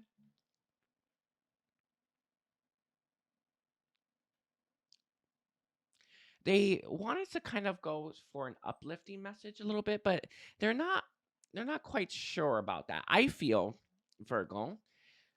Okay, so I see why there's apprehension here. They want just to give like a side note, and I feel like you've had a hard time currently, or you are working diligently on something. It's a feeling. You're gonna have a lot of success there, but they don't want to tell you that, because I don't know if you have a habit of not putting the work in after maybe you start to get the success. But they just said, I want to give them an uplifting message, and I kind of want you to say that, but in reality, they don't need it, but they just kind of want to give you that confirmation. Whatever you've been working on, whatever you've been doing for yourself, it's going to pay off. But they don't want to like over stimulate you with that message because it might get you to put less work in because you think it's in the bag, right? Yeah, it's not. You've worked hard for it. That's why you're going to have this. It's not in the bag though, right? And it will only be in the bag if you keep working hard. So they gave that as a message. I know it's strange, but they just gave it. It's like, oh, I want to tell them because they've done so much, but we'll just like do a little sprinkle there. So maybe for May, I guess we'll see. But they definitely just like, you go Virgo is what they want to say. Let's see what else does Virgo have. Virgo energy for those Virgo people that are gonna watch this. I am getting you being overworked a little bit. They're not saying that this is necessarily bad. They're not like, oh no, don't do it. But I am getting this a little bit. I feel, and as they're not saying that this is going to happen in April. In fact, I don't think so. But they're saying that you do need to look on traveling somewhere. That's really going to help stimulate you, or something that people do that helps them decompress and relieve stress. And I'm not saying that this is the most necessary thing right now, but I think that you need to give yourself no, no, not give yourself. That's not the word they want to use. Treat yourself to something like this. And it feels like you're working, you're working, you're working, and you don't want to treat yourself because you want to keep working. And they're saying, yeah, that's working. It's what it is. And then, yeah, that's working. You're going to get that success. And you don't, no, no, don't necessarily stop. However, when you do finally achieve that level of success you're looking for, please take some take some treat time, right? And they're really wanting you to do it. And you know how like there's some people who are really good at treating themselves. You know what I'm talking about. Some people are just, I did this to myself, I did that, I went here, da da da. You know what I'm talking about, right? And they're real good. They're professionals, right? You're not.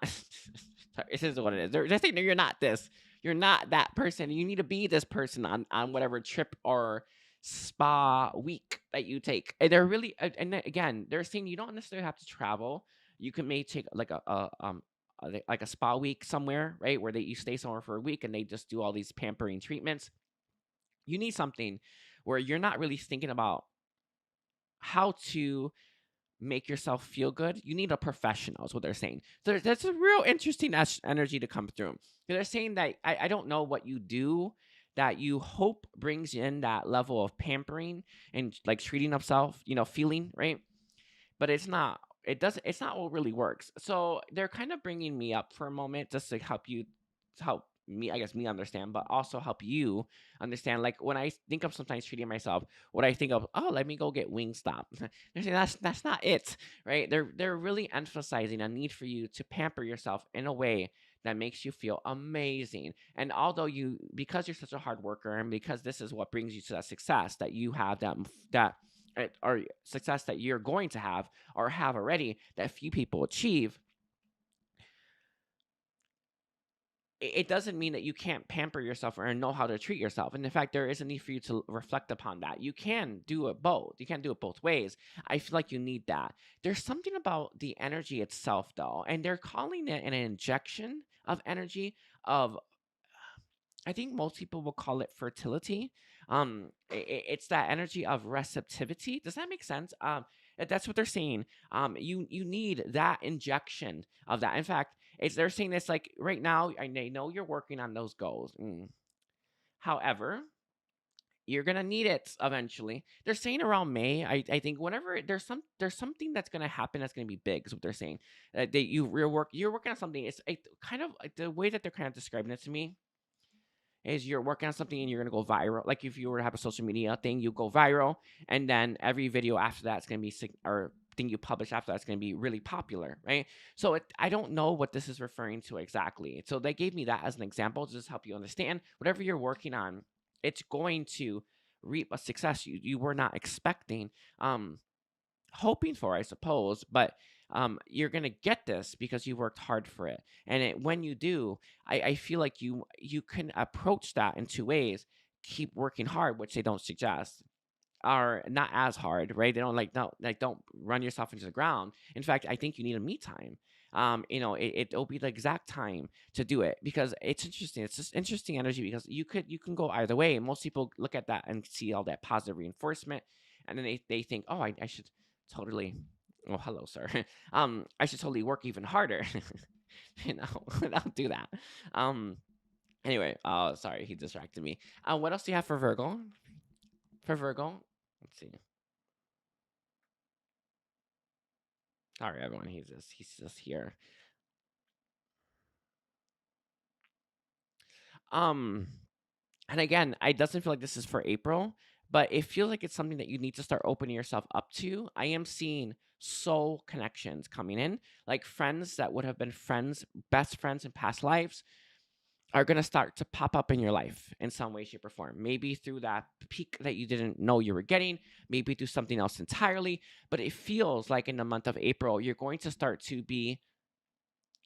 Uh, it's like I'm seeing these frequencies flowing to you, where you're gonna know that someone's important to you. You don't know how. You don't know what that means. You don't know what you should do about it. Actually, I'm gonna ask what they think you should do about it, but you're not gonna know what to do about it. But you're gonna know it means something. They're saying that these connections, you're ready for them. These are soul connections that are gonna help. Um, they're saying further your goals. I don't know what that means, but they're saying it's going to help further your goals, but it's going to help get that kind of connection that you are in search of. And I feel like these are soul connections. And what I want to say about soul connections, I mean people who were best friends in previous lifetimes, who you will be best friends in this lifetime. Um, Maybe lovers, I suppose, but they're not emphasizing that. They're emphasizing that. And in the month of April, these connections are going to start to pop up in your life randomly. They just gave it to me. They said to act on that. They're saying to not, when you know, trust yourself enough to know that that person means something to you and say hi. Introduce yourself. It's just because they are afraid to say hi, just because they are afraid to do anything about what they feel when they feel the same thing you do, doesn't make it any less real, doesn't make them any less interested, right? But they're saying for you, because they're giving this to you, right, to act, right? Follow your heart and act when you know that you should act towards these things. I feel like for a lot of you as well, you have been picking up frequencies from people as well. I see you. What they're saying about these frequencies is that it's times when you turn your head and you weren't thinking about turning your head, but you do, and you see someone, and it's not like, I don't know, like it's like because you're picking up their frequencies. What they're saying, that you're gonna. It's like that. Like your head has been picking up more often for these frequencies. Is what they're saying, and it hasn't for a while. Is what they're saying. So it's like you've had this you were dipping below radar, now you're going above radar, and you're on everyone's radar and everyone is on yours. And they're saying that you're going to be able to discern a connection that means something versus one that doesn't really quickly, and you're going to have to act accordingly. And they're saying in the month of April, this is coming. It's coming. That's the point. And I don't know if you've been asking for this. They're not saying that you have, but they're saying that it's important that you understand what's happening so you can act faster, and that you can get further with your goals faster. These connections are going to help you see more about yourself. That's what they're saying. Sorry, I was like, how would that help them? They're saying it's going to help you understand more about yourself. They're going to draw out gifts that you have, the connection that you have with this person. This sounds strange. In a past life, the power that you had there was, all of us bring in different types of power and gifts and stuff like that. But the power that you had in that life, when you mesh with that person, it's gonna draw it out in you deep. It's deep in you to the surface. So you're gonna, let's say, you've always been quite shy. You've always been a little bit quiet, but you actually in the past life you were a leader, right? So they're gonna draw out that leadership in you, and you're not gonna be that shy, quiet person anymore, right? You're gonna learn that you are strong, that you are capable, and that your voice matters and all that stuff. And in fact, you have good ideas, right? Something like that. That's what they're saying. They're saying that these connections are gonna draw these things out in you, and vice versa. This is gonna be a mutually symbiotic connection. This is why this person was your best friend. Persons, by the way, is what they're saying. Sorry, my throat. But they're saying that that's how it's going to help you further your goals. They're going to draw things out in you that lay. Oh, I see. Lay dormant. They're dormant, and this is why they've come in this life with you. This is why you're meeting them, because you're ready for these parts of you to be activated. Beautiful. Beautiful right there. That's very interesting. You're ready for these parts. Okay. Is there anything else that they need to know about acting accordingly?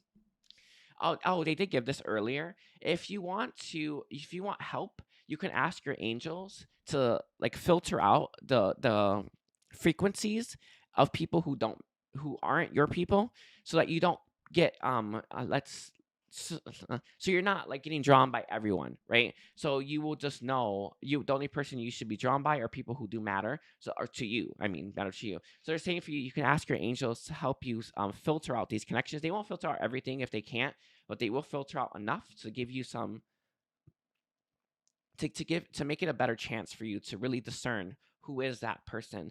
Because it's like they're showing me that you can no, they're saying even if you were to walk into a crowded Starbucks, you would know. You will know. That's the point. You're going to know that it's them, and you're gonna have to go and say hi. Or actually, they're not saying you have to, but they're saying that it would be a real good idea if you did. And it's interesting. This just is what it is. I saw though this person on their phone. They're one of those people. They're on their phone scrolling while they're waiting for their drink. That's the imagery I'm getting. But so I don't see this person really being aware of your of that frequency right away. But the moment they meet you, they'll know. Juicy. Yeah. Is there any like, guidance that you have on that? Medicine quantity, you mean? No, they do want to give other guidance though. This is a strange guidance, but I have to say it. You know, time capsules, right? Um, Time capsules are like these things that you do. I don't know if you need to make one. In fact, I feel like that would be a really interesting thing for you to do, is what they're saying. A time capsule. And I don't know why, but I'm not sure the purpose behind them, but don't you open them up in 10 years? And yeah, that's what they're saying. To do a time capsule, dig it up, right? And then you're going to open it up in 10 years, and it's really going to help you see how much progress you've made. And again, I see success for you. Success much bigger than you already have had. It feels like you have worked hard. And I feel like you're going to have that blow up essentially. Where it's gonna pay off, but it's like you've worked really hard for that payoff. So it's not you're getting this lucky break. You've worked for it, is what they're saying. But they're saying, what would be a really good idea for you is a time capsule. And they're saying that it is in the month of April, because it's really going to help you understand just how much distance you've made. But it's going to help put things in perspective for you as well. In terms of, I feel like you have made a lot of progress in your life, Virgo. Um, Things that you desired a long time ago, or you would wish for yourself a long time ago, you've done, right? But you don't look at that and think, wow, right? But this is really going to help get you into that perspective, and it's really going to help keep that energy, basically. So it's interesting. They're saying for you to do that, a time capsule, about where you are. And I think it's where you put the stuff that's important to you right in the present moment. So they're saying, right? Um, Even put your dreams in there. Like I want to do this, I want to do that, I want to do that, and see how much you achieve. See how much you achieve. That's what they're saying. Do that. I know it sounds strange, but that's what they gave. So is there any other guidance that you have for Virgo? They are bringing your I don't like to say it's a desire, but they're saying that you tend to be self-critical often. Yeah, want to work on that. Is kind of the feeling that they're giving. That's it. They just said that. It's like, I would probably start to work on that even further. For those of you that have worked on it, but I think you have been living with it for so long, you have gotten used to it, kind of thing. And they're saying, no, no, you don't get used to this. In fact, you always fight. Um, it doesn't hold you back per se, is what they're saying, but it doesn't help you either. Okay. Is there any other guidance that you have for Virgo? That's it. That's it. I gotta keep these readings short. My voice. Anyway, I want to thank you, Virgo, for being here. Please don't forget to like and comment. Don't forget to check out your entire chart. Get that view duration up for me, and yeah, check out my services as well. And take care. Bye, Virgo. Hi, Libra. Welcome to my channel. My name is Edgar Mendez, and I want to thank you all for being here. Thank you for sharing time and space with me. I want to remind you if you didn't catch the intro, I'm a little bit sick, so just keep that in mind. I also want to let you all know to like and comment. It does help me out. And watching your entire chart, your sun, your moon, your rising, your Venus, and especially your North Node, that view duration really does help me out like a lot. All right. But today we're gonna be focusing on getting your April reading. It's kind of I didn't know what to expect because I've never do these readings. Um, but Saint Germain, Quanian, and Metatron are kind of giving whatever they want to give for each of the signs. So it's been kind of interesting. Anyway, let's see. Let's take a look here. Let's see for Libra, Libra energy. What's going on for Libra, or what does Libra need to know about April? What's happening here? You're definitely at a crossroads in the month of April, but it feels like it started a little bit before April. So you actually might be in it watching this video, or you've been in it when you're watching this video. There's this crossroads in your life right now about I feel like it's like they're saying more of the same or something new, right? Some uses is work related. You're thinking about should I do a different job? And you're like stuck at this job, and it's really easy to get stuck there. I feel like you are fighting for more for yourself. I'm not saying it's a job per se, but whatever this is, I feels like you are fighting for more for yourself, and this fight is hard, right? That's what they're saying. They're saying this fight. It's not easy. Um, this is something that you are fighting against. They're saying that this is the start of it.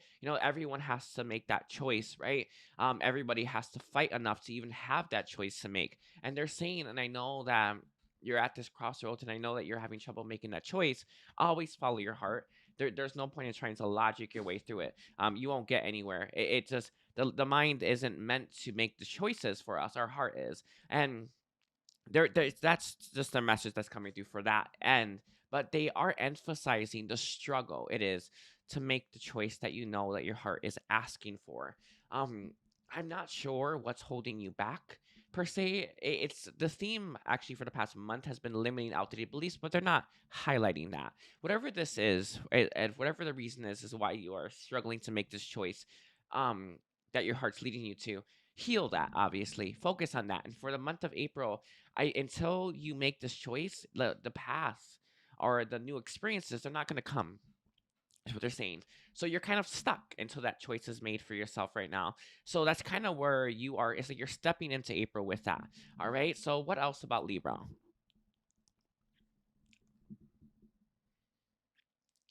They are referencing now making sure that you don't make your choices from a place of lack and fear. That's something that they're coming through really strongly with. I do have contracts for that in the comment or description section, but they are emphasizing that. There's just like I have one more thing I want to add to that.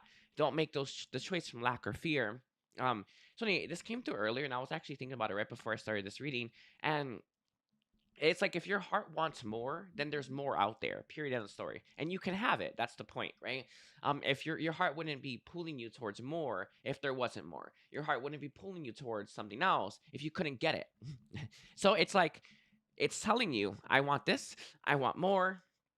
I don't want this isn't enough, right? Because that you can have that, and you should have that. You should have the best, but you have to be making that choice for yourself. But a lot of you make choices from a place of lack that keeps you stuck in the what they're calling it as a paradigm, right? Because you're constantly making a choice from lack. I'm not sure what area of life this is, but it does feel like this is a crossroads that you're currently in right now. Work, love, life, whatever. All right, so they want to switch gears now. I feel like there is at times a bit of a resistance here to maybe the beings of light, maybe someone more advanced than yourself. I'm not sure.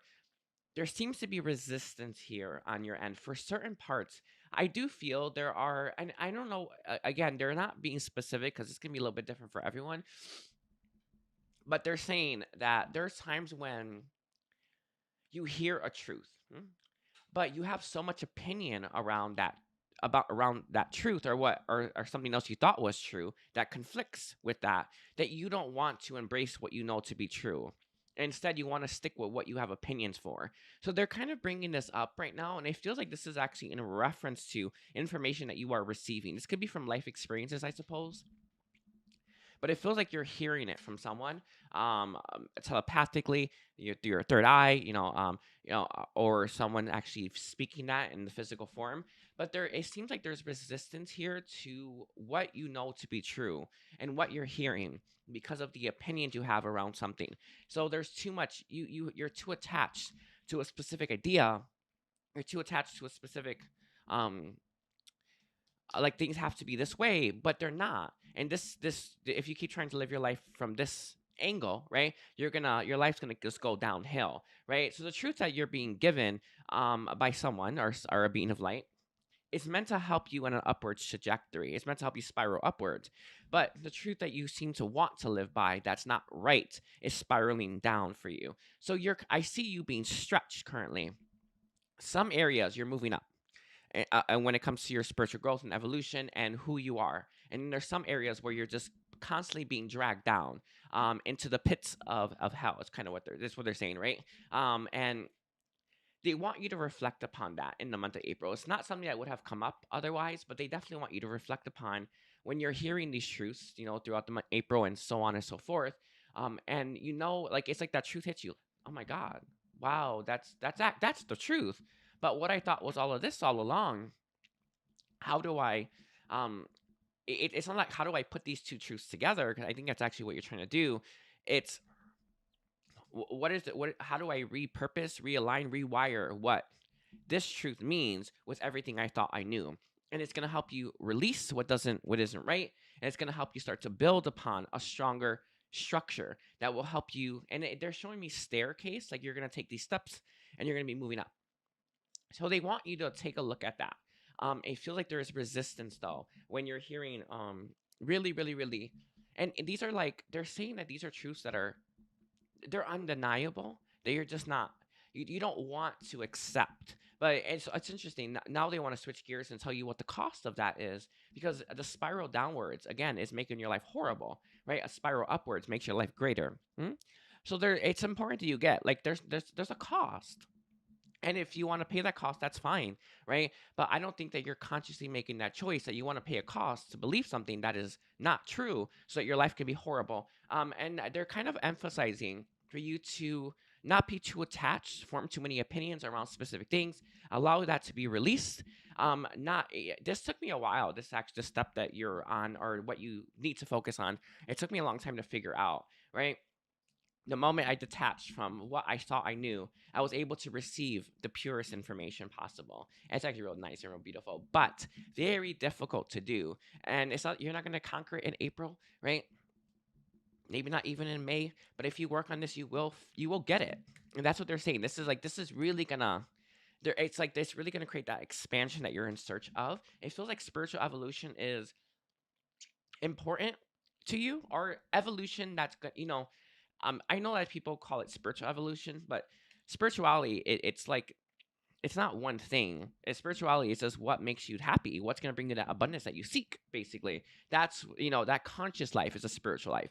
You're becoming more conscious and you want to make choices, that lead to the happiness that you're looking for, the abundance that you're looking for. But there's that limiting, these belief systems that you have, and they're truths or something like that. This could have worked or felt like truth in the past, but it needed to be truth to get you to put one foot in front of the other. It's no longer useful. So don't form too much opinions around that. Release it and keep walking forward. Okay. Sorry, like, my nose is low running, everyone. Okay. What else for Libra?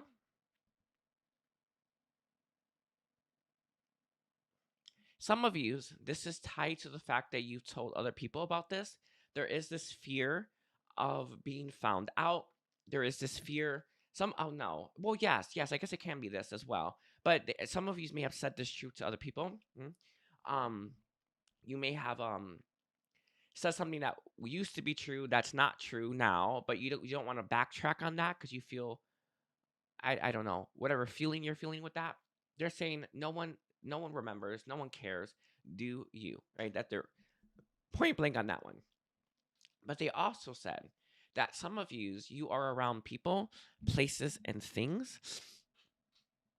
Are people, I guess. Yeah, maybe things as well. Why not? That say whatever that was, right? So are all these people that are thinking and believing this, are all of them wrong and you have a truth that's right? If your heart's saying yes, then it's yes. Again, that truth may be just temporary to get you to put one foot in front of the other, but that's the truth in which you need to live by until it no longer works or doesn't serve you. But they're not saying that it's gonna like it's gonna be dismissed. In fact, I feel like you're ready for that actual truth. In fact, you've been hearing it at times. Um, but there is this feeling here where it's like everybody else is wrong and I'm the one that's right, or I'm the one that knows this, or something like that. It's something like this, where you have this resistance there because everybody else is convinced. Um, this idea or this belief is the right belief. It's really difficult, right? Some of you, this is coming from friends, maybe coworkers, peers, maybe community ties of some kind. I don't know, family. The truth is, right, that your truth is right for you, kind of thing. But I also feel that it actually is the truth. And I know that it might be difficult to tell people that, right, because they believe something else. But it's interesting. They're saying there is a need for you to be more organic when you are having these communications with people. I feel like you have, I think it could be, I don't know how conscious you are of this. I think you're actually conscious of it. You might limit what you tell people or what you say to, it's like you're tailoring it to the person you're speaking to, because you know what they believe, rather than saying what you feel in your heart you should say in that present moment. Does that make sense? And I'm not sure how this is playing out for you. So let's say your spiritual evolution is like here, and you have someone who's not spiritual. No, it's interesting. I had an experience with this, I think 2 days ago. This person, and over the summer I had met them, and they had bad allergies, and I was having really bad allergies, right? And I couldn't breathe at night. And we had talked about that. And she asked me when I saw her 2 days ago, um, how are your allergies? And I gotten rid of them. I figured out how to get rid of them, right? And I have this feeling in my heart that says you should just tell her. You used Archangel Raphael to do it, but I didn't. And that they're kind of reminding me of that for you, where you have these experiences where it's like you can just ask them to do this, or this is how I did it, and it's like it seems off or weird to say, but in reality, whatever comes organically, you need to let that flow. So I had that experience. I learned from that, and I'm like, next time I'll just gonna say it's Archangel Raphael, right? Booyah, right there, right? All you gotta do is call him in. He will help you with your allergies, and so I didn't do that time, and I learned and I readjusted and I looked at that. Why didn't I say that? Healed whatever's blocking that or keeping me from expressing that, and now I won't have a block next time. At least hopefully, if I fall beneath my what I desire for myself, I have to go back and heal again. Normal, easy peasy, right? But I'm gonna constantly readjust. I feel like there's experiences that you're having that are like that, where you're not being as organic as you want. In fact, I feel like you're tailoring yourself. I feel like you're probably putting hands over your mouth, obviously on a figurative sense, and not expressing everything that you have. Right? Someone came into your life. That person could really use um, Archangel Raphael. I actually sent Archangel Raphael for her after. Right? When I saw her, I was like, "Can you just fix her allergies?" So, I mean, I did that, I guess, but that wasn't enough. That wasn't what I was meant to learn. I could obviously have been sending archangels to people to heal them for a while. I have angelic healing, but the experience was me to learn that I had limited myself to a certain extent when I was talking to someone, and I feel like this is something that you're doing regularly, kind of often, and you do need to reflect upon that, because that's not your most authentic truth. That's not your authenticity and its completeness. And it's not that you're not always authentic. Um, it's just when those times when you're missing that bar. Mm, very juicy. Is there any other guidance that you have for Libra?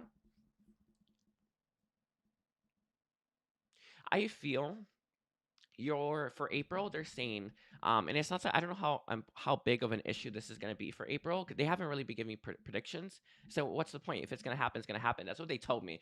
But they would have said, this is something you can focus on. But they gave yours. I think that you have trouble standing in truth around people. In fact, I feel like you have trouble.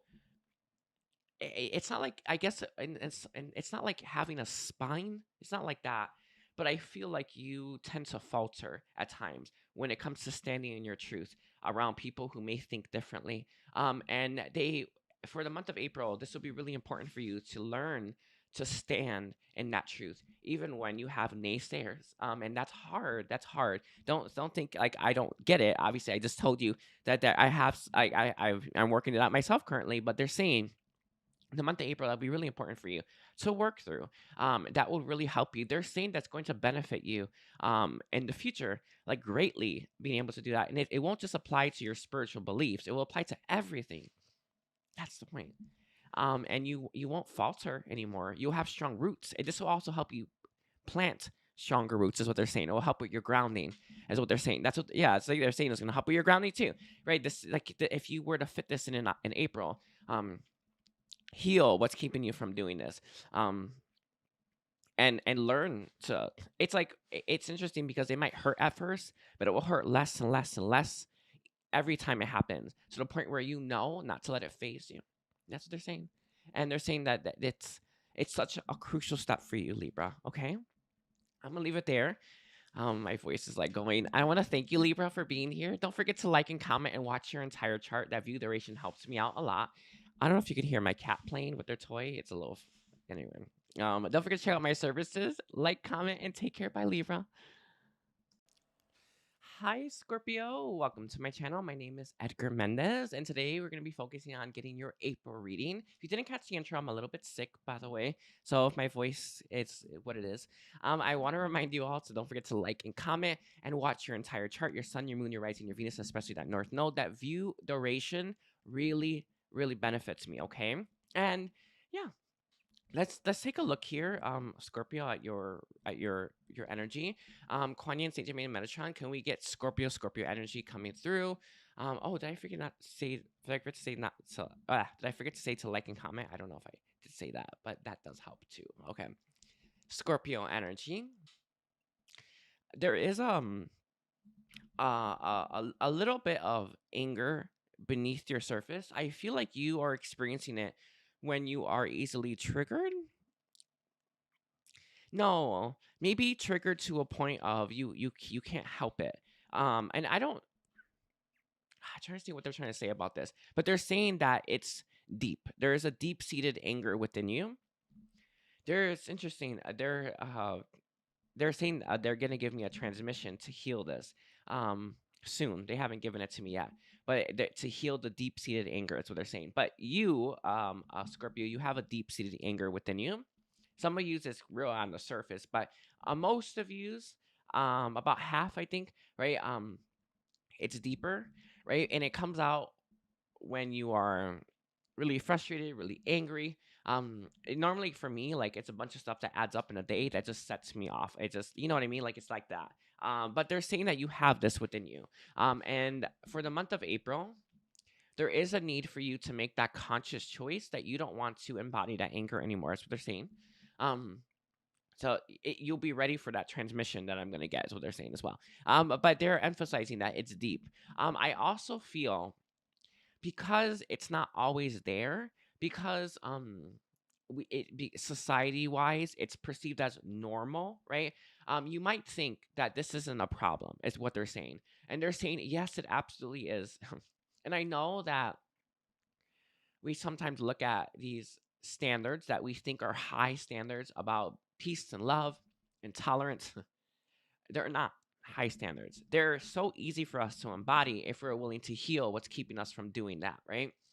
And the Metatron, Kuan Yin, Saint Germain are emphasizing a need for you to really reflect upon making that conscious choice that you are tired of these, like the outbursts, triggers and stuff like that. That you need to say no more, right? And you need to heal what needs to be healed. They're saying that the transmission will heal the actual core. It won't heal the surrounding areas. So you have to work on that. That's what they're saying. But you have to be willing to understand that this is an unacceptable response for the person that you're trying to be, which is someone who is embodying love, fertility, compassion, someone who doesn't judge, right? It's stuff like this. Like, there's this yearning within your soul that wants to embody the purest form of love. and you can't with the rage, is what they're saying. So what does one do? That's what they're saying. What does one do? That's what they're saying to me. Right? Heal and say that you're tired of that rage. No more. No more. You need to make that choice, to set that intention with the beings of light's help, your angels, your ancestors, and your guides, and they will help you with that. So you can say it right now, pause it, and then watch the entire video, obviously, eventually. But they're saying, pause it and make that request right now that I want to be done with anger. I also have an anger and rage contract, by the way, in the description section if you are interested in that. That will help a lot. So they just gave that. But you need to make that conscious choice that you don't want to embody that anymore. It's like it's like they're saying that's so important for you to be like, no, because it separates your energy, your pure energy of pure love, from that negative low vibrational energy that's not yours, right? Your core, which is the purest part of us, right? It loves unconditionally, but that energy that's surrounding your core, it is the it's the part that it's making you feel ragey at times. And it's not like it's a lot. I see this happening maybe every couple of weeks, something like that, and you might excuse it or something like that. And they're saying no. And like this is just the last little hurdle you have to do, and you will be able to learn to embody that. And it feels like you are seeking this, though. It doesn't feel like you're like, whew, um you're just walking around about your life not thinking that you want to better yourself. No, you've somehow, actually not somehow, you've made the choice that you want to better yourself. And they're reminding you that this is one of the areas you can better yourself in, right? Even though it may be less than it used to be, it's still not where it can be, is what they're saying. And they're not saying, oh, yeah, shame on you. No, no, no, right? But they're saying it's like sometimes our mind looks at that and thinks, oh, this is it. And Madison Kwani and St. Jimmy are saying, no. Sorry, it's funny. Saying, no, there's a little bit more to go. Okay, that's what they're saying. You think you're at the finish line. You're not. There's just a little bit more to go, is what they're saying. Most of you just have a little bit more. Some of you have a lot. It's okay. Keep going, right? But any kind of like rage, is what they're saying. It's something that you need to reject, right, and heal. That's what they're saying. They're emphasizing that really clear. And again, there's that rage contract I have, by the way. But it's not the transmission that they're going to give me. They're saying about a month. Sorry, I'm so sick, everyone. They're saying about a month they'll give it to me, so we'll see how I release that. What else do you have for Scorpio? Okay, they are bringing up how this is affecting your life. This is interesting. They are bringing up downward spirals, right? When we're spiraling downwards, we are in a low trajectory, right? And our life gets harder. A lot of people spiral down, by the way. But when we become more conscious, we spiral up, right? You are spiraling upwards, is what they're saying, but you're also, because of that rage and anger, you're spiraling downwards too. There's something here. Like, hold on, there's something here, right here. But your spirals up never reach that. Does that make sense? And they're saying it's keeping you from something because you keep going down. Like, it's like, and then you have to spiral all the way back up, and then again, it's like I don't know what kind of cycle you're in for some of you, but they're emphasizing that there is something that you need to reach, that you're gonna get something here. I don't know what that means, but they're bringing this up for a reason, and they're saying that it's something that you're gonna have. It could be, they're calling in activation for you, and unlocking for you. Some of you, if you're looking for more abundance, and that's actually what I got as the very first message, you need to hit this. Sorry. Oh, damn. You need to hit it. It's what it's what sorry, I have like cat hair everywhere. But they're saying that it's like it's up there. So every time you downward spiral, you're regressing a little bit, and then you're going back up, but you haven't. It's like they're calling it like, when a car is trying to go up a hill, but it can't quite get up there. Yeah, that's what they're saying. You're not light enough, basically, right? Love and light is what they're referring to now, right? So they're saying you're not rising to that milestone because you're not light enough to. That the negative low vibration energy is heavy and it's dragging you down. They said it's dragging your ass down. That's what they said. But anyway, let's see. What else do you have to say about that too, or anything else that you want to say to Cancer, or not Cancer, to Scorpio? Maybe if you have Cancer placements, do check that out. I normally don't make slips like that, so I will take that, how that resonates. Scorpio, Scorpio, Scorpio. They want to switch gears now. They said theirs is gonna consist of 3 things they want to focus on. Let's get the second one. there is a pessimist energy coming through really strongly here, that I feel like you still engage in. They're calling it like a program, of pessimism, of downward spiraling of your mind, where you tend to you're trying to overcome this, and they are saying that you are trying to fight this. You're fighting that good fight. You are winning battles, but you're not winning the war. Is what they're saying. So they want to help with this. I think we'll see. Let's see what they say. I may have jumped the gun there, but they're saying that you have these negative spirals, these negative Nelly thoughts, and you have a really difficult time sometimes or all the time keeping yourself from engaging with that. And they're calling it a program. What do you have to say about that, Kuan Yin, Saint Germain, and Metatron?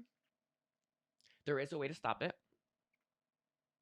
They're saying that you would need to work with your angels, your ancestors, and your guides to assist you with this process to keep you from engaging with those negative thought patterns. That's the most important thing. It's like the very first thing is setting the intention that you don't want to do that anymore. And again, some of you might be looking at your negative thought patterns and think they're not as bad. So logically, you're thinking you're done, or that everyone hits this, or everyone this is as far as you go. Or I'm at the finish line, and they're saying no. No baby, no baby, right? There's more. And they're saying if you want to complete it, fully complete it, get rid of this in its entirety, there is a way. And for you to work with the being's light, they're saying that it is an ancestor that will help the most, is what they're saying, because I see them, an ancestor pulling you back to one of their starseed roots. I don't know where your ancestors are from exactly, but they're saying that they're going to call you back to their home planet. And there's a machinery there that will help with the program, help you release it. It's something about, they're referencing Earth's grid or something like that. I don't know. It's what they're saying. So they're gonna bring you back to the starseed roots that your ancestors are from, and they're gonna remove this from you and help you no longer engage. Oh, I see. They gave me a piece of it. I think for this will be for most of you, they're gonna plug you into the starseed grid, which has different stuff, so that you can offset some of that negative programming from Earth's grid, because Earth grid has a lot of negative programs in it. I mean, it's real tragic here, isn't it? Right? I don't know if you know that, but it's quite tragic up in Earth. But they're saying that they will plug you into that, and oh, I see. They're gonna plug you into that, deprogram you, and then upload the better program so that you can actually have. And they're again, they're referencing that you're gonna bring in the starseed energy from wherever your ancestors are from to Earth, into Earth's grid, and you're gonna help remove programs from people that you come into contact with, and people that cross your paths in some way, shape, or form. Very interesting. I might do a guided meditation for it if I get the transmission for it, but they are saying that you can just simply ask that. Your angels, your ancestors, and your guides, and your ancestors gonna be the ones to do it. So beautiful. That's actually really, really helpful for you, especially for those that are at the tail end. If you're they're saying even if you're at the beginning stages where you have most of your programs up and running, they can remove those too. You don't have to live that way, is what they're saying. You're entitled to be free. But you need to ask that you don't want to have those negative Nelly spirals. And it feels like you're fighting them. And you have help, is what they're saying, and help that you're not using. So they ended it there. So what is the last thing you want to bring up for Scorpio?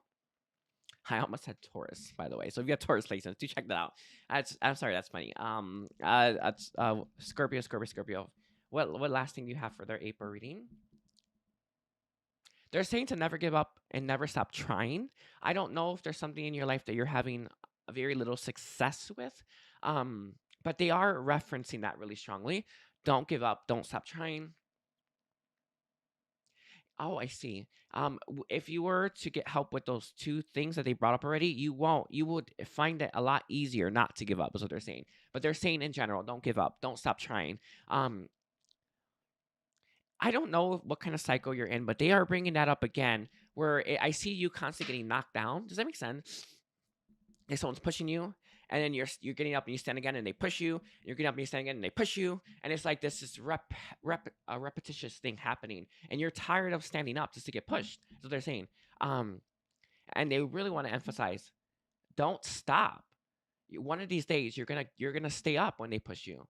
And obviously this is figurative, I imagine, unless it's actually real. Then there you go, right? But it feels like it's figurative for most of you. It's like this idea that there's something that you're trying to make some headway in. There's something that you're trying to have success in, but you keep getting knocked down and you're sick of it. But they're saying stop trying to give up. Don't you dare, right? Kind of thing. And they're saying it's not character building is what they're saying. It's just a kind of an effed up type situation, but they're saying that it won't always be this way. You can also ask the angels, ancestors, and guides to help with that, whatever that is. I usually, when I have I have a long-standing issue myself, and every other day or every time I feel called to, I ask for help with that, and then slowly but surely they're trying to figure it out and work it out. So always understand that your requests are heard. It doesn't mean they're always going to get answered in that hot minute. So you can ask them, but again, they're referencing keep getting up, even though you keep getting knocked down. This has come through slightly for another reading about an attachment to positive feedback as a way to keep going. You may want to look at that, especially if you have I don't know what sign that came in from, but they reference that a little bit here, where it's like that. You have this attachment. So when you see good results, it motivates you. But you need to find a way to motivate yourself even when you're not seeing those good results, because then you won't ever give up, right? That's what they're really emphasizing. Like, that's it. They said bullseye right there, right? I think that's it. I'm gonna leave it there, Scorpio. I want to thank you for being here. I want to thank you for all the time you share with me. Please don't forget to like and comment and watch your entire chart. That view duration does wonders. Like, I'm not joking for me. And yeah, don't forget to check out my services and take care. Bye. Hi, Sagittarius. Welcome to my channel. My name is Edgar Mendez, and I want to thank you for being here. I'm so glad you're here. Please don't forget to like and comment. And today we're going to be focusing on April readings. All right. I also want to remind you all to watch your entire chart, your sun, your moon, your rising, your Venus, especially that north node. That view duration really does wonders for me. I'm not joking. Really does. So I do appreciate when you watch more of it. All right. Yeah, and let's get started here. So, can I get Sagittarius, Kuan Yin, Saint Gemini, Metatron? What do you have to say for Sagittarius? Sagittarius is April reading. I almost said April Fools.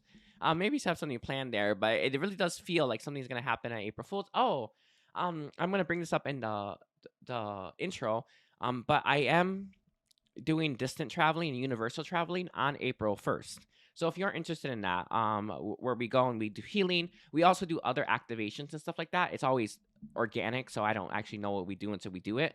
But that's a really, really powerful thing, or you get enhancements and stuff like that. Last time we got really big earrings that help. Actually, it's how I'm able to channel now and hear the beings of light without drawing tarot. So I got the earrings. They're real nice, by the way. But if you want to join, do check that out, okay? And again, it'll be out April 1st. All right, so let's see. Can I get Sagittarius' energy? I feel like you're trying to be optimistic when life's kind of got you down a little bit. I feel like you keep getting kicked. It's something interesting. I ended Scorpio's reading with that message just a little bit, but it's not the same thing, not the same energy. But it just feels like you there's something in your life, and that's kind of I've actually had this multiple times, but there's something in your life, you Sagittarius, where it's like a little it could be a lot better. I feel like you're trying to maintain optimism. You're trying to maintain positivity. You're trying to maintain a forward positive outlook, right? You know, you're trying to do what you think is best, right? In terms of facing the situation. They are referencing that it's not helpful as helpful as you think it's going to be. Sorry, I got like it's this little booger. But they're referencing like it's like the solution is right beneath you, right? If you were to look down, it's kind of like if you just I've got this imagery like for another sign, but it's like where you look at something and you're kicking it, and you're kind of ruminating about it, making yourself feel like Five of Cups energy, right? They're saying that that Five of Cups energy, right? Of you looking and crying over spilt milk helps you find solutions at times. I'm sorry, this is hilarious. I mean, these reads are crazy. And they kind of want you to not be so quick to think that negative emotions or you having a negative type of experience is necessarily the wrong approach. Does that make sense? So something bad happens, you feel bad about it. It's okay to look at it. It's okay to mull it over, essentially, right? It's okay to ruminate enough so that you can find the truth that could be there. And they're saying that it's like there's nuggets of truth in that. Maybe just one, maybe two, maybe three, but it's something that you wouldn't discover if you didn't look, right? And it's that energy though of you kind of feeling sorry or regretful or annoyed at what's happened. But you don't want to look at that. You want to be positive, is what they're saying. You want to have that positive outlook, and that does help you. And they're saying that that's something that's wrong. But when your heart's saying we should really look at that, then you'll look at it basically, right?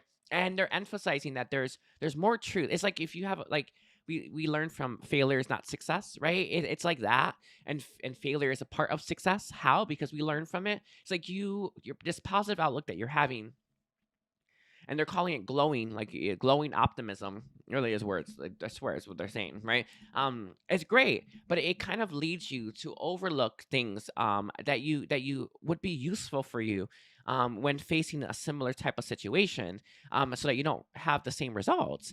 And they're emphasizing a loving that you have this positive outlook. More people need it per se, right? But don't completely discredit ruminating about spilt milk. Sorry, it's so funny, but it's the truth. It's like don't regret it. Don't think it's the wrong approach. In fact, there you can learn from that experience, right? What did I do wrong to for that milk to spill, right? That's the kind of thing that you can find with the nuggets of truth that you could be digging for. So they're just giving that as some just to help you kind of set the record straight, is what they're saying. So okay, what else do you have for Sagittarius, for the viewers, Sagittarius? Um, all right, they're referencing the spiritual connection. This is the first time I've got a message like this. But yours is the messages have been very different. They're referencing a spiritual connection that you have. They're in some ways referencing what you've done when it comes to that in regards to that spiritual connection. You maintain a positive outlook. Some of you might be overlooking some truths that this connection can teach you because you're trying to be positive about the future. And that's what they're saying, right? They're saying just make sure that you're not overlooking something that you're meant to learn there. But I feel there is this weird energy or this weird approach to how you might look down on the person that you feel like you have a spiritual connection with. Could be an ex, I suppose, but you've made all this progress, you've made all this growth, you've had this, and they're calling it like this rocket trajectory up, right? But right, you look at them and where they are, and you're not impressed by it, basically. I feel like this connection or you looking at them, for you to open yourself up to that compassionate state is going to be a really, really big growing experience for you. And they really want to emphasize that. I do feel you judge this person. The judgment is coming from, they're saying the subconscious, right? A part of your subconscious that is mad at them still, right? But there is a slight judgment there. Like they'll never better themselves.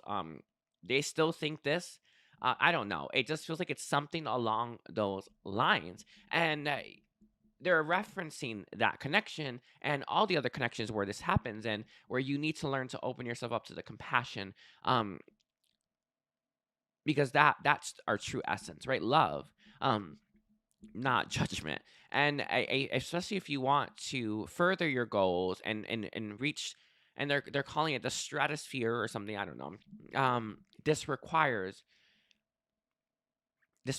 you looking at them, everyone who is, they're calling it beneath you. That's what they're saying. It's just what they're giving me, with compassion and understanding and a place of unconditional love. All right. And it's not easy. I don't know. They're saying that it's coming from a part of yourself that you haven't addressed. That's what they're saying. Most people, I don't know, I say most people have this problem or not. I'm not saying that, but they're saying that it's just it's a piece of your subconscious that judges them and other people. All right, I have to pause it. Like my nose is just so runny. Anyway, but yes, that's what they're saying. Is there anything else on that you want to bring up? They said no. They just it's just they were tying that in to just help you understand that more so you can work on it in April. Let's see, what else do you want to give for April for Sagittarius? It's like honestly, the readings have been like to-do lists. Like you should try doing this, or this will be so helpful for you in the coming months, right? If you were to master this or strive towards this. So it is what it is. It's not predictions. It's April readings. Anyway, what do you else do you have to say for April for Sagittarius?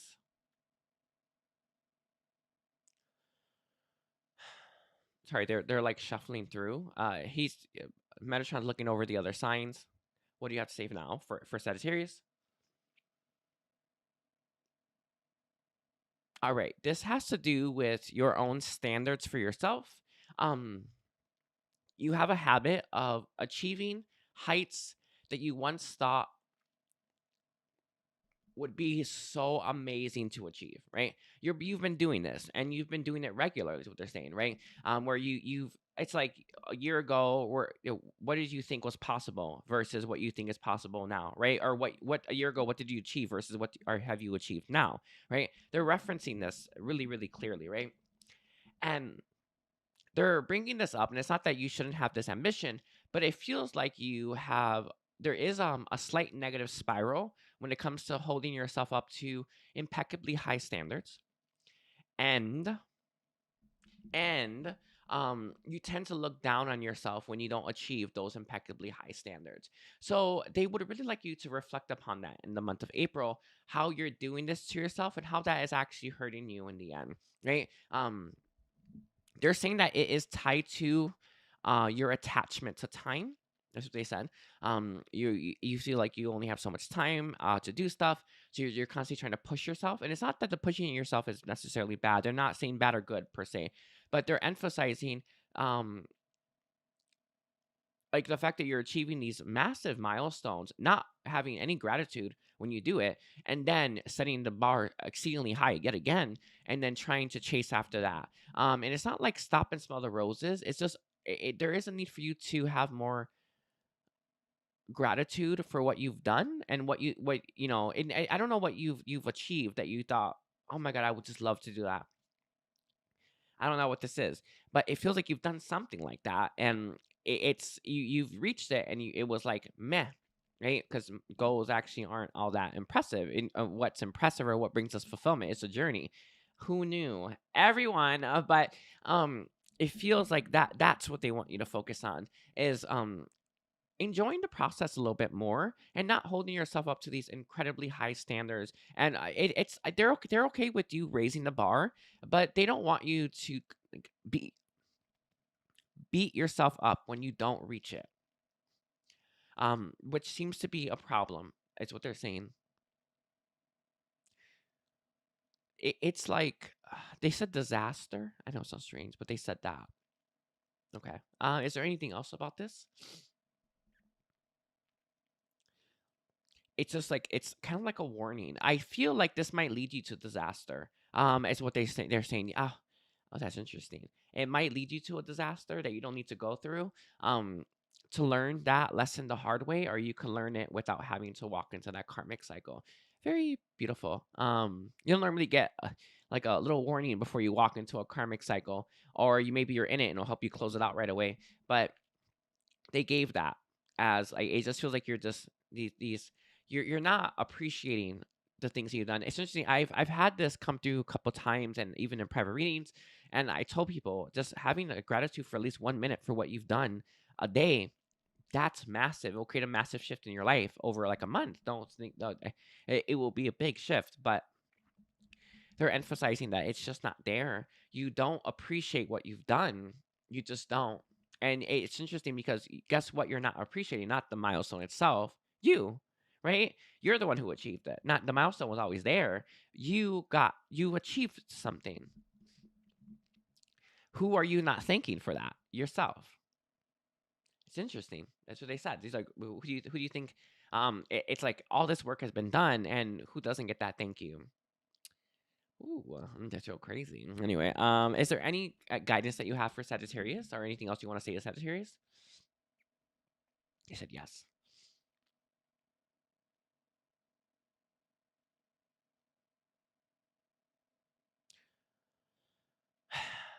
Okay, this is strange. It again is going with the optimism, pessimism kind of thing, but they're talking about pessimism now.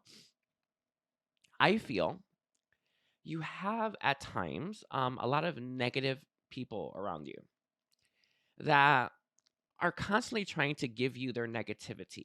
Um, I'm not sure how this is coming across. It's probably usually it will be through offhand comments, right? You have to be willing to take it in. And I know that it sounds crazy, but you reading a comment that is negative, you you have given permission to accept that. So let's say you're listening to someone and you're choosing to hear them because you can listen but not hear. You've accepted their negative energy and you've taken it into yourself. Does that make sense? I didn't know this until they just gave this to me. But they're saying this is happening um, kind of a lot for you when it comes to family, friends, and maybe coworkers, maybe randos across or on the street, maybe on the internet. But they're emphasizing that when it's like, and they're specifically giving it when you're reading it. That one's the worst than hearing it because we usually have shields on. Is what they're saying. But when we read it, we take it in. There's no filter. Is what they're saying. So they're saying when you read something, it's the worst. Sorry, just like that congestion. But they are bringing that up as something to really reflect upon and look at, where you're giving permission to let people's negativity enter your four lower bodies. So they want you to look upon that and start to, it's like filter, I suppose. I don't know. Hold on. What are you saying here about that? There's no possible way to always filter that, is what they're saying. But you having awareness as like this is hitting you or this is affecting you or this is doing this to you, right? Um, will help you not put yourself through that as often. And that's hurting you more than you realize because you're taking in a lot of that they're heavy energy, right? Love and light means to be light in baggage, right? Light as a feather. Negative energy is heavy, heavy like a rock, right? So you're kind of ingesting rocky type energy. Sorry, everyone.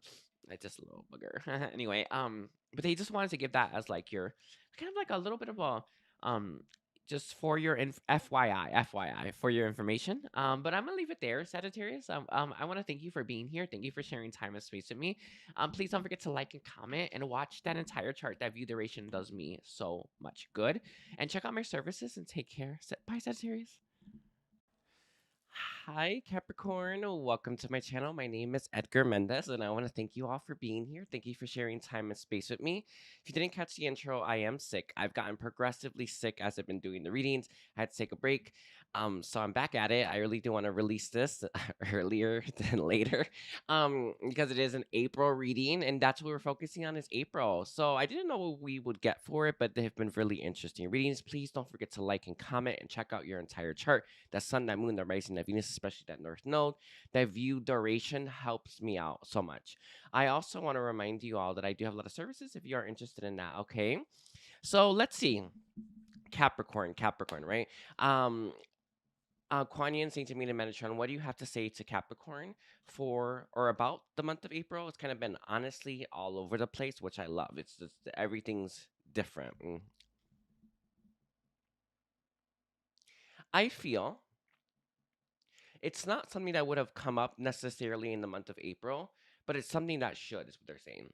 And I feel like this is in relation to your career or um job opportunities and stuff like that. I don't know what you are currently doing for job opportunities and stuff like this, but they're emphasizing that there's a better path for you than the one that you are currently walking. It feels like there is a lot of lack within you or that perception of you lack something, you lack faith. It's what it's kind of like they're saying that that's the hallmark. I don't get what they're saying with that one, but they're saying like the hallmark one. But it's like that's the one I feel is the faith part. But there's also lacks of other kind that are perpetuating whatever cycle you're currently on when it comes to your career. Some of you, let's say you started your own business, you're not making bank because there's a lack thing there, right? So however this is playing out for you, however this is playing out for you, you got to deal with the lack. I know it's so annoying, right? Um, I know that we sometimes see people and they feel all the success, and we look at that success, and we don't really see all the work that went into it. And it's really annoying, and I know, and I don't think I don't get this, right? But in reality there's so much work and energy went into that person's success. And a lot of it has to do with the internal work. So they really are emphasizing for you to not overlook the parts of you that have lack, because that lack is going to keep manifesting in your reality. Remember this always, right? The universe is constantly trying to prove you right. So if you believe it's you're not going to be successful, the universe is going to keep proving you right. That's the point, right?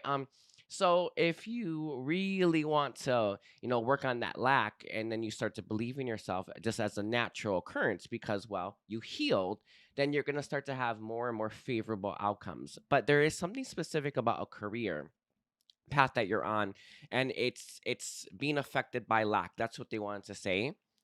A lot of yous, though, it feels like you're not in the right career, and there's something else that you would like for yourself, but you don't think that you would have success there. It's hard to say though, but they that was the first energy that I received. But then they said, it even applies to those who have their own business, and you're like, why am I not achieving success here? Is lack, right? I also feel happiness is a factor as well. You're not happy where you are in terms of your career, and they're saying it's bumming you out, right? It's like this thing that you kind of want to avoid. It is what it is. Oh God, I forgot what this feels like a long time ago. Where it's like, is this something you just don't want to think about? I don't want to think about it. Don't think. It's like that Rick and Morty quote. Don't think about it, right? That's the energy there. So a lot of you may just keep working, working, working. You're just not thinking about it. Or maybe you're unemployed. Who knows, right? But there is something like this where you just don't want to think about it. But there is a need to think about it, and it's not like because there isn't amazing solutions for you. There absolutely is amazing solutions, but there's a part of you that just doesn't want to deal. The only way for you to get through this is to deal with it, and make your way through it. Let me see what they have to say for guidance on how to persevere from this. They are bringing up my morning mantra. I think this is the second time I've gotten the morning mantra suggestion. So I'm gonna put it in the comment or description section. If I don't put it, just leave me a comment and I will put it. I never remember these things, but the morning mantra, because they showed me asking for the hand of the angels on your heart and on your head, um, and they guide you towards stuff. That's going to be really beneficial for you. It's not always, actually, no. When it comes to the angels, it's always positive for some reason. It's just how they do. But they lead you to like really, really abundant opportunities. And it's like, I don't know how to explain this, but let's say you're at a path and you're like, I don't know if to go left or right. The angels will touch your heart and say, hey, let's go right, trust us, right? And you'll just know. So they said that morning mantra will be helpful for you, because the angels will touch your heart with their hands. Sorry, I heard grubby hands, whatever. With their hands, at those points in time when you need it, because that's a defining point in your life, isn't it? Right? That choice. This is kind of what it's in some ways related to divine timing, right? That choice that you have. So you have that choice. So what choice are you gonna make, right? And you can make a good or a bad choice for yourself, and the angels will lead you to the better one. So there is that's what they gave us the first suggestion. What else do you have for them? The other one is connecting to your higher self, but how they showed it to me was for you to use a pendulum and ask the higher self this. I'm not sure how your connection with your higher self actually is. You can just simply connect to it without the pendulum. However, if you've not worked with your higher self before, it takes time.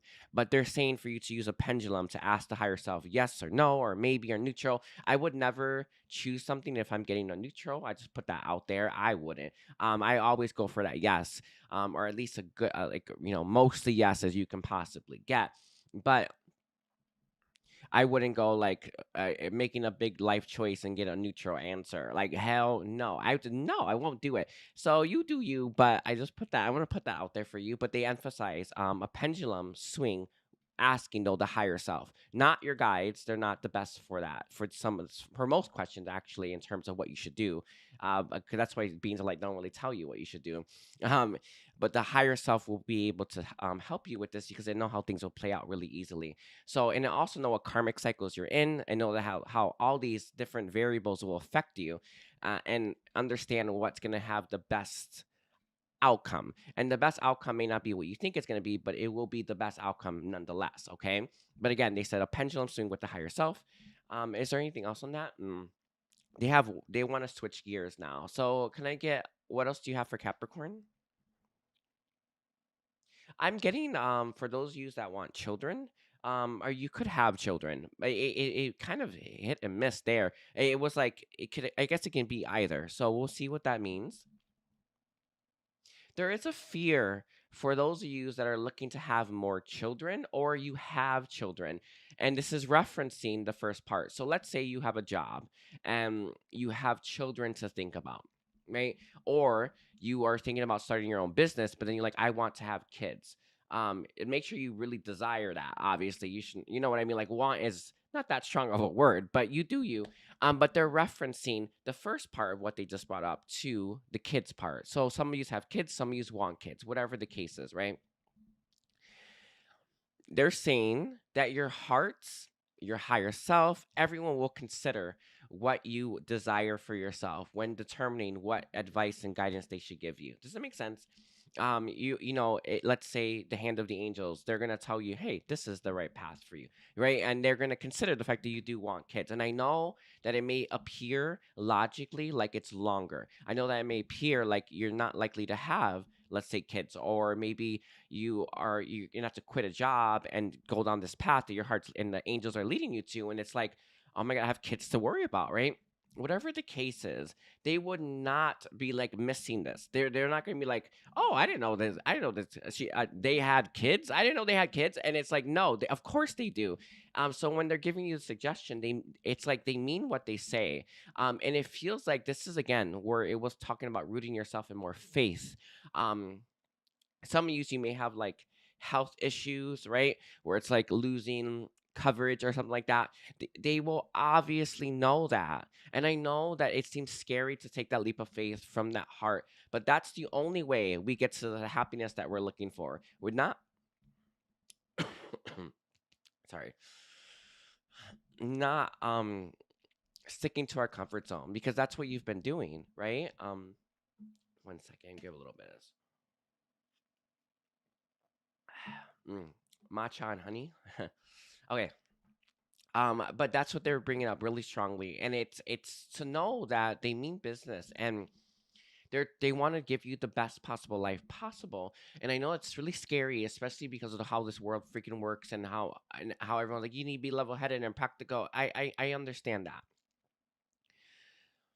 But you're not like everyone else, nor should you try to live your life like everyone else. And it's about time that you start to live your life the way that your heart knows you should be living it, and in a much better way. And it's going to lead to a lot more success. And in fact, I think that you've been living your life in that practical, logical sense. It has not reaped the rewards you were looking for anyway. And this is in and of itself. I guess you're going to keep getting more of the same if you keep doing the same thing, right? So they're saying when you get that that push, that this is something that would be undeniable. It's not that you don't recognize that calling, right? It's not that you don't recognize that pull. It's not that you don't recognize that inspiration. You do. You just have too much fear to take it. So they're saying that it's in link to that, whatever, and it's a kid related thing. Some of it could be the inner child now they have that whole picture, but I think this is actually about responsibilities in your life in some way, shape, or form. All right, I have to pause it, like my throat. Anyway, um, is there anything else that you want to say on that for Capricorn? This came through when I first got that second message, and it has to do about windows. Like there's a window of opportunity, a gate of opportunity, and it's open. But the gate is only open for so long. And what they're talking about is like energy streams. These are what people refer to as timelines. Where it's like the highest timeline. I don't know what people are thinking when they say such things, but it's in some ways they're referencing this part, right? There's an energetic stream that can get you to point A to point B really fast. It's a streamline is how I actually refer to them as, but people call these things timelines. The gate opens up. You're meant to walk through it. You go down that stream. You get quickly to some kind of success or something that can support you, and then you keep going. You keep going. You keep going until you keep ascertaining goals and accomplishments and money and abundance and all that stuff. Right? Prosperity is what they're saying. Those gates don't open for very long. In fact, that stream of energy, um, because so many things have to line up for that, and actually the beings of light have been helping with that, especially with that morning mantra that you will be using. The angels, actually the beings of light as well, because it actually incorporates both. um Actually, angels and beings of light are the same technically, but not all beings of light are angels. But because you're going to be saying that mantra, it's going to open up these pockets. I don't know, it's like they're Metatron, he says that they're like time slips or something like that, where you slip through it really fast. It's like how the Lords of Time do it, where they get you. It's like they can to send you back in time. It's like you're time traveling, but you're pulling the energy from that vast amount of abundance to your present day, and you're gonna use that as to ride that momentum. It's so crazy, but that's what they're saying. So this gate of opportunity, this portal of opportunity, right? These opportunity window, I mean, of opportunity. They open up slow, like it takes them a while to open up, and then when they do, you have to go in. There's a short period of time for you to walk through that window, right? And the message here is, if you're not listening to your heart, well, you're gonna miss it. And there's no point in going and try. There won't be anything to like or take a leap towards, right? If you take it too late.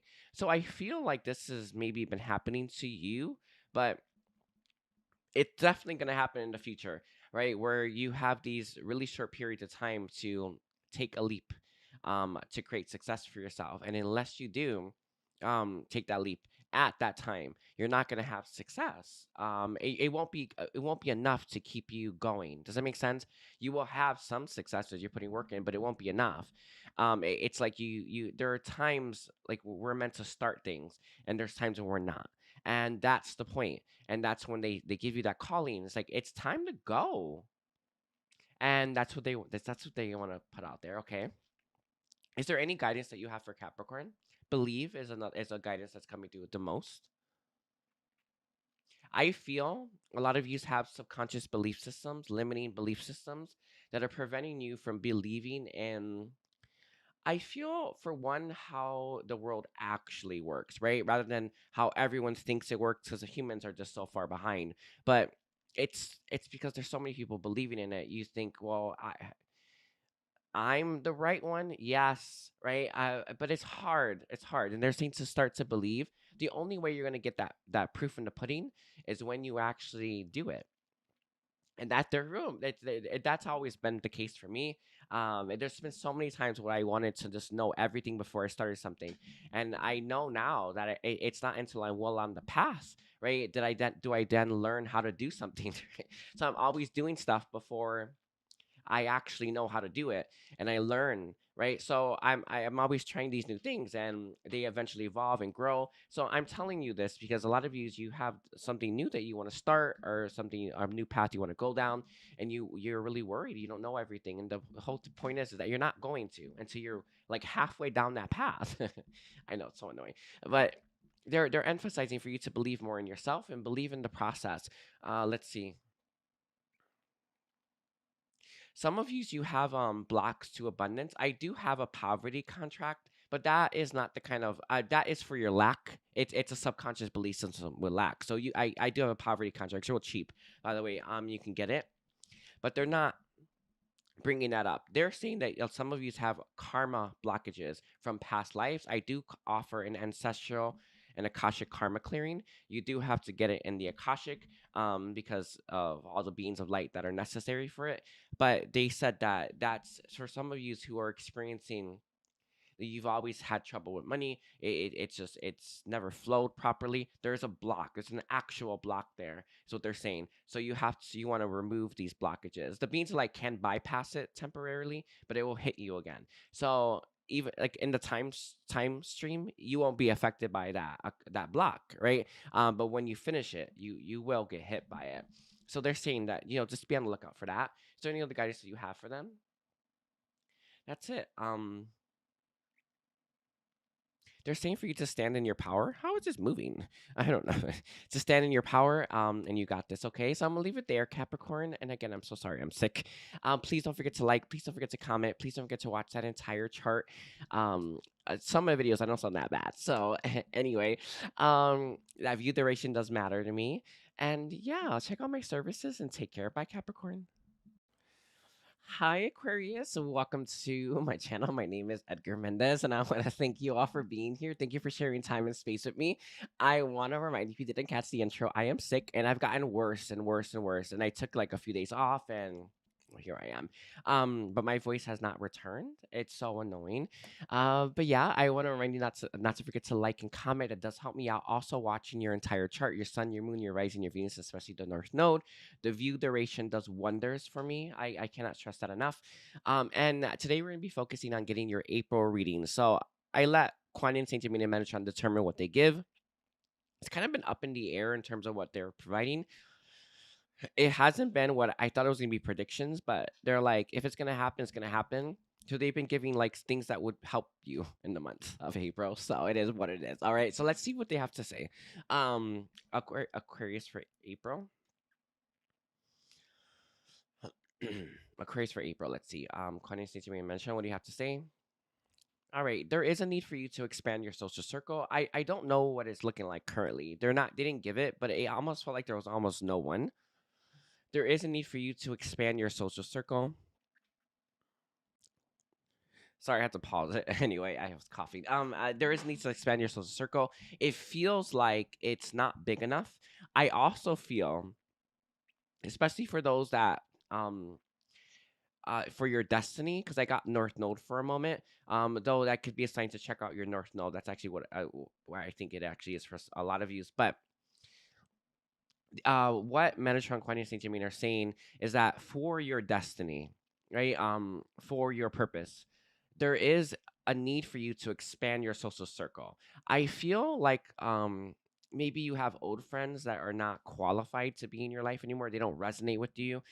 It's hard to say, but I think a lot of you don't really have the kind of connection, and a lot of you need that, and that's the point. And it's not like romantic connections per se, though that could be the case, I suppose, but it is definitely connections. You are missing that, and it's part of the purpose. It's going to help you achieve your purpose. It's going to help you be more happier as well. And it's not like I'm entering these connections from a place of need, right? No, you're taking care of you. But you do they do serve a purpose, and it feels like there could be a little bit of detachment there. I think what you've done, um, because you've been growing spiritually, that's what they're telling me. You've separated yourself from the energy of friendship and maybe even connections altogether. So your energy is now separate. So what you need to do is now combine these energies. I don't know how you do that. I'm gonna see what they have to say. How do they combine their energy? How do they connect again? All right. They're saying for you to, in your mind's eye, to put you right here in the energy of friendship and connection right here, and then you're going to create a little energy stream. You can have Archangel Michael assist you with that, and that's going to help connect you. So the desire for friendship is there, but you detached yourself from that feeling. Or desire for a relationship is there, but you've detached yourself from that feeling. Does that make sense? You are, whether you have these connections in your life or not, you are settling, and you're not supposed to. But since you've detached yourself from the real feeling of it, you don't know that. But most of you, I think you don't have it, and you think you don't want it, or you think it doesn't matter, but it actually matters in a really big effing deal, and that's what they're saying. But it feels like you've just separated yourself from that, and they're referencing against spiritual growth. And it's not that, maybe you've cut people out, and you needed this recluse time. That's normal. It's in fact, they're not saying there was anything wrong with anything, but now it's a time for you to start to step into this. They're not even, I guess they are kind of saying version of you, but it's a more complete version of you, because although you have gotten into touch with the real you, there is a part of you that really likes to socialize and really likes community. Um, it likes to have good times and fun, and it feels like there's a separation there now. So it's a need for you to reflect upon that and open yourself up more to those types of experiences, and not like you the kind of friends you would go out with and they're boring, or they have low vibrational energies, or it's low vibrational conversation. No, no, no. This is not what they're saying. They're saying that there's a specific, specific connections. I'm seeing two. One's immediate. One is maybe a year off, and the other one's like maybe 3 years away.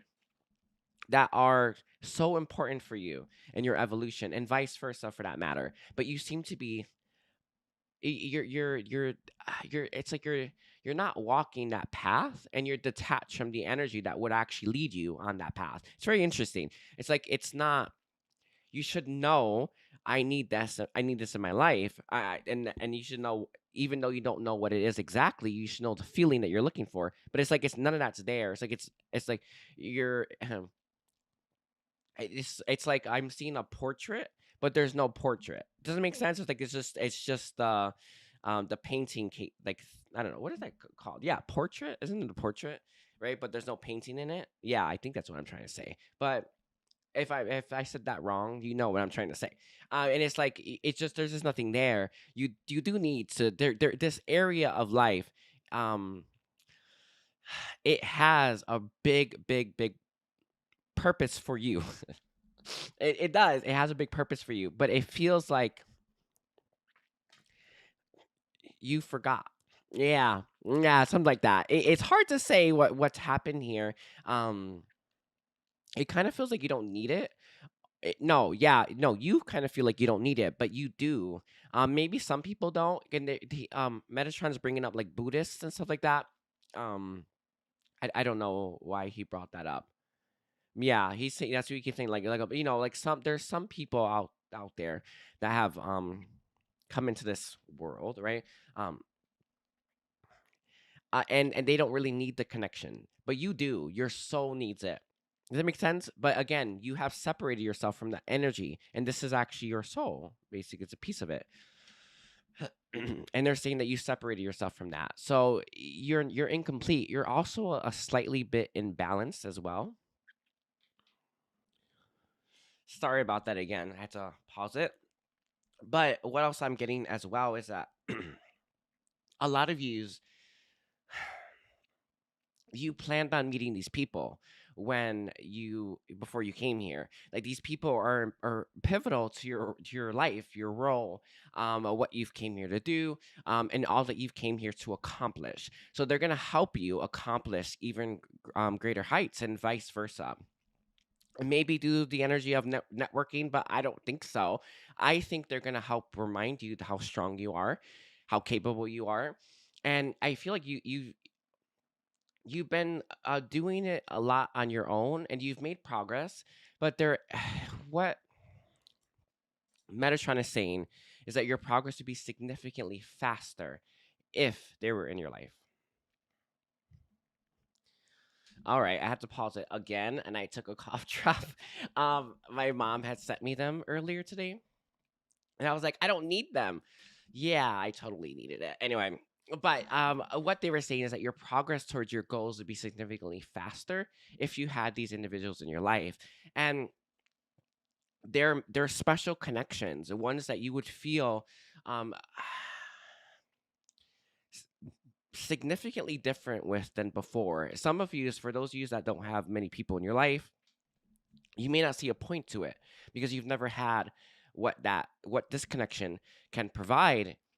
You've never felt that in this life, but your heart knows. But again, there's been a detachment. So I feel like you need to connect yourself to the energy, to remind your heart, right? Oh, this is what I'm looking for. So your heart can start to lead you on that path. You're ready. And even though whatever has led you up to this point has led you up to this point, but you are now ready for that next step, the next chapter, there is a need for you to commit to this as well. Committing to I want to say breaking free out of whatever paradigm that you're in. And because they're saying it was a necessary stage of your evolution. It's gonna take work though, and no matter what, to get through it. More work than what you've been currently putting into this. Okay. So what else do you have to say to Aquarius? This is strange. For those of you that have kids, or you have maybe pets, I just realized kids give me pets. All right. Hopefully, this is the last time I have to pause it.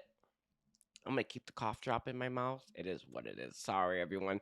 Um, for those of you that have kids, what Metatron and Kuan Yin and Saint Germain were saying, is that it's not enough stimulation. Like you need an actual stimulating conversation, something that's actually going to there's equal exchange there.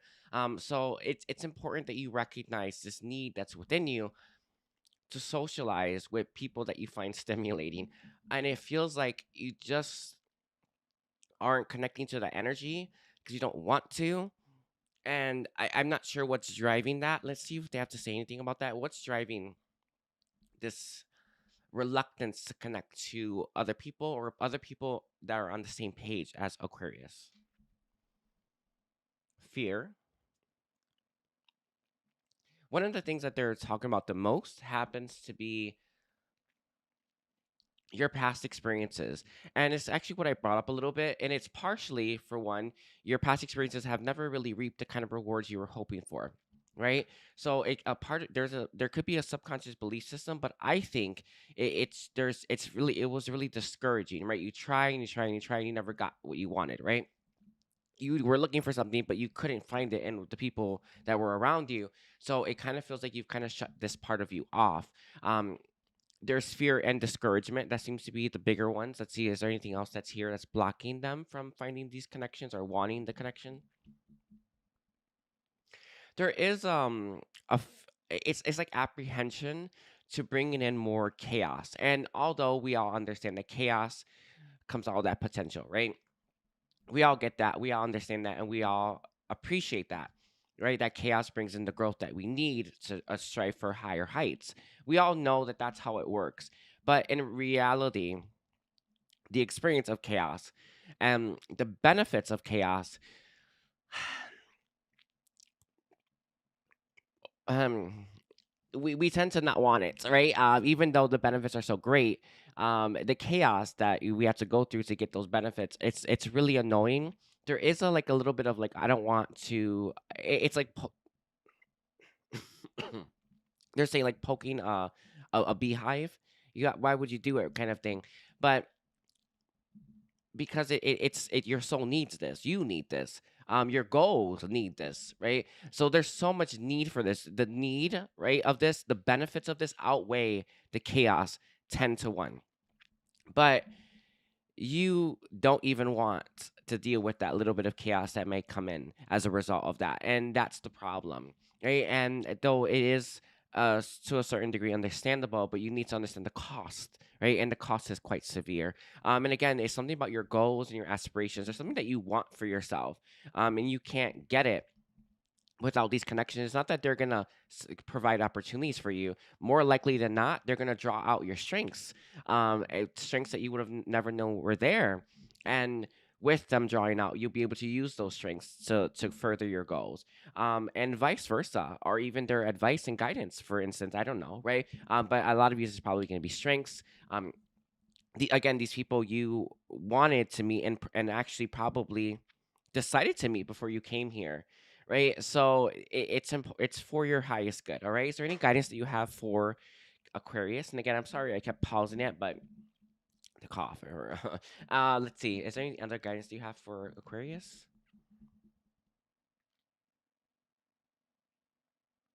Um, they want to maybe talk about how you can go about finding these people. That's actually kind of where they want to do it with.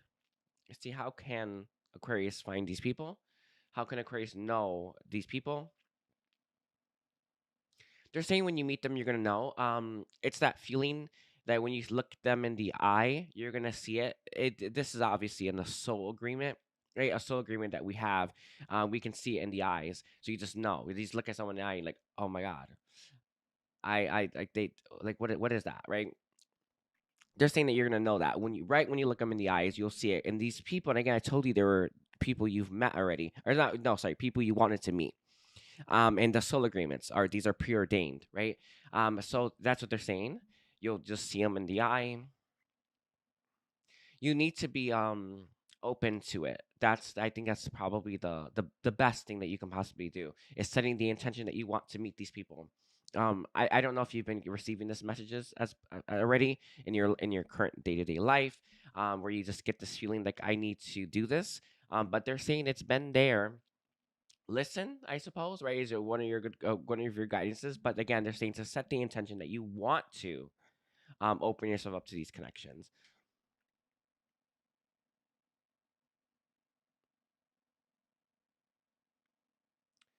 Let's see. Is there anything else that's here for that for their guidance, Aquarius? For Aquarius's guidance, Minister Aquarius Saint Germain. This is not gonna be for all of you, but some of you there could be bitterness, some annoyance, right, to do with past situations and past people that you haven't fully let go of or healed. Learning to heal that would be really helpful for you because there is a little bit of apprehension there with your past experiences when it came to wanting something from someone, but they couldn't give it. They weren't able to give you what you wanted, but I don't think that you were taking it that way, nor have you forgiven them for not being able to be what you were looking for. You were looking for something, and that's great. You actually knew what you wanted, but you wanted it from people who couldn't give it. So there is a bit of like resentment, frustration there that needs to be released. That's going to help you be less resistant to meeting these new people. And I see one person who is close, like they're so close, and then another one that's not too far off, and then a third person in 2 years from now.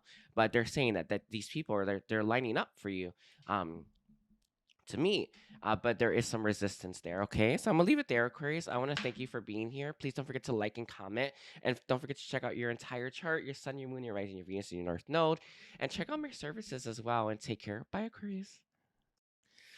Hi, Pisces, and welcome to my channel. My name is Edgar Mendez, and I want to thank you all for being here. Thank you for sharing time and space with me. I want to remind you, if you didn't catch the intro, I am sick, so yeah. But I'm okay. I'm okay. I want to remind you as well to not forget to like and comment my video, as well as watch your sun, your moon, your rising, your Venus, especially the North Node. Um, that view duration does wonders for me. So let's take a look here, and we're gonna be looking at April reading for you. Let's take a look for Pisces, April. Kuan Yin, Saint Germain, Metatron. What do you have to say?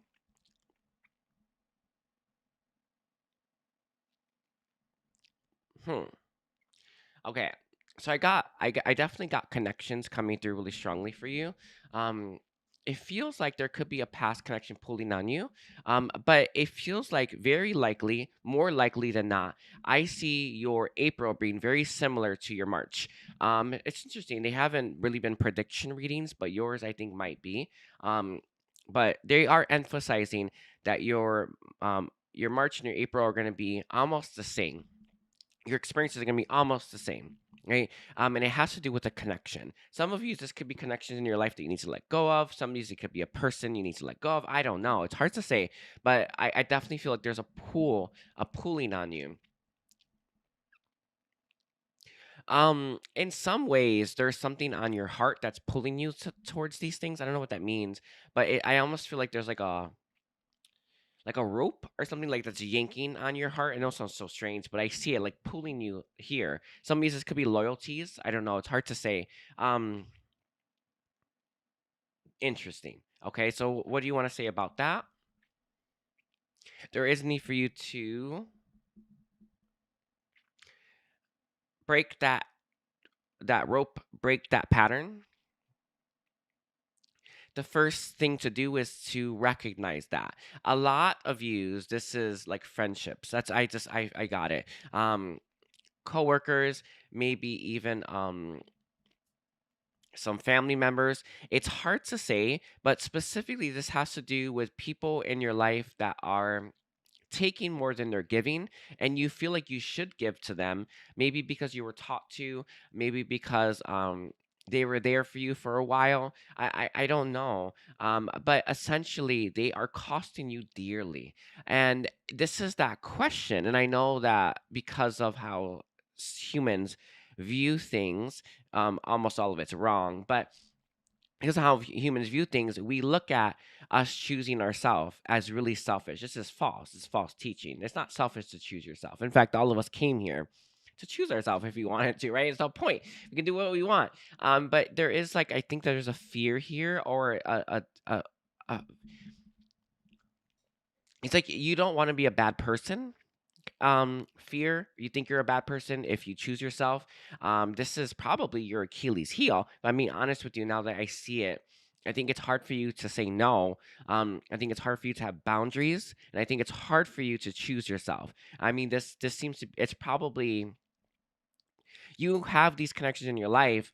It isn't a coincidence, and it's in more ways than one, I suppose. But it's not a coincidence because you need to learn this, and it's about learning to not allow yourself to be. It's not walked all over. I don't see that per se. I definitely see someone who is giving too much to themselves to the point where there's not much left for you. I don't know how far you've made it in life, or and where you want to go, right? Versus where you want to go in life. But you're not going to get to where you want to go doing what you're doing when it comes to these connections. You do have to learn how to say no. You do have to learn how to put yourself first, and you do have to learn to not feel so guilty. And what Metatron brought up as a good example, let's say you have kids, and then you go and you take a vacation, and then on the vacation you feel so guilty about not taking your kids. It's like that. That's the energy that you have, and it's not necessarily kids related, though could be, I suppose. But there is a guilt factor here about choosing yourself, and you need to learn to do this, or you're not going to make much progress in your life. And they are emphasizing that, and it's not that this would have come to the forefront of your mind in the month of April, but if it does, if you learn to start to take baby steps on working on this, it's gonna do wonders for your life, right? In like a year, 2 years, 3 years, 4 years, right? You know, they're saying like it would do, it would be such a huge difference. And it's like they're saying, ponder this. That's what they said. Ponder that. Mm, juicy. All right. What else do you have to say for Pisces? What's interesting is they flipped it. They want to talk about the people now. These people are really selfish, and they would not do what you're doing to them. But there is a belief system within you that convinces you that you are good if you do this. Does that make sense? You're good. Um, but if good and bad are not real, what do we do about that, right? What does it matter to be good? But there is this, you have that belief system, but the people that you have, very selfish and would never do it for you.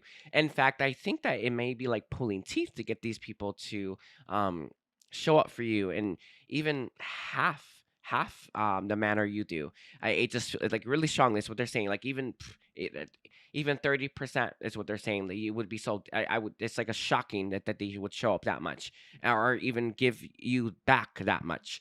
And what Metatron, Quanian, and Saint Germain are saying about this is understanding that it is one-sided. Their lessons are not to learn to be more selfish, right? Their lessons are to learn something else, but they have lessons there on their own. These people are taking advantage of you, and it's not until you actually put a stop to it will they then see that they've been taking advantage of you. And you do know they are taking advantage of you, right? I don't know, but they are. They really are. They're just, it's like there's so much waste that in terms of your energy and time that you're giving to these individuals, that you do need to kind of like stop, right? Let's see, what else do you have to say for Pisces? All right. One is, although it's good, and you are obviously gonna need to um start putting up those boundaries and probably letting people go. Who knows? You follow your heart, obviously, but wherever that your heart leads you when it comes to how to handle this, there's also another factor. Um, I see the other factor being forgiveness. So a part of you, even though you're doing what you think is good, that's funny. You resent them, and you resent yourself, and you resent the entire process because you feel honor bound to that doing good.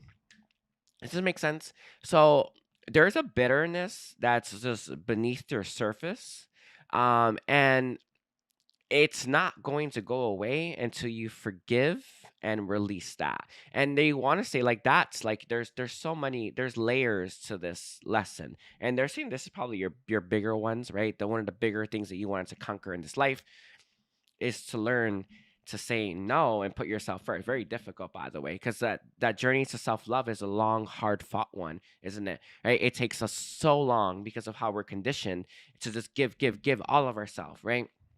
Because that's what you're supposed to do. What who came up with that, right? I don't know, but it's there is that bitterness though within yourself, um, because you're doing what you were taught or what you think is right, but it's poisoning you, is what they're saying. It's like you've been taking poison over and over and over again, and until that's released, well, you're poisoned basically. So they really want you to emphasize. They want you to draw that poison out of the wound. Um, through forgiveness, release, purging as well. I see one thing they said that is something that could work is like writing down, like, so let's say you put a name of a person and you say I did this for you, I did that, blah blah blah, right? You write all that stuff, how you feel about them, right? All of it.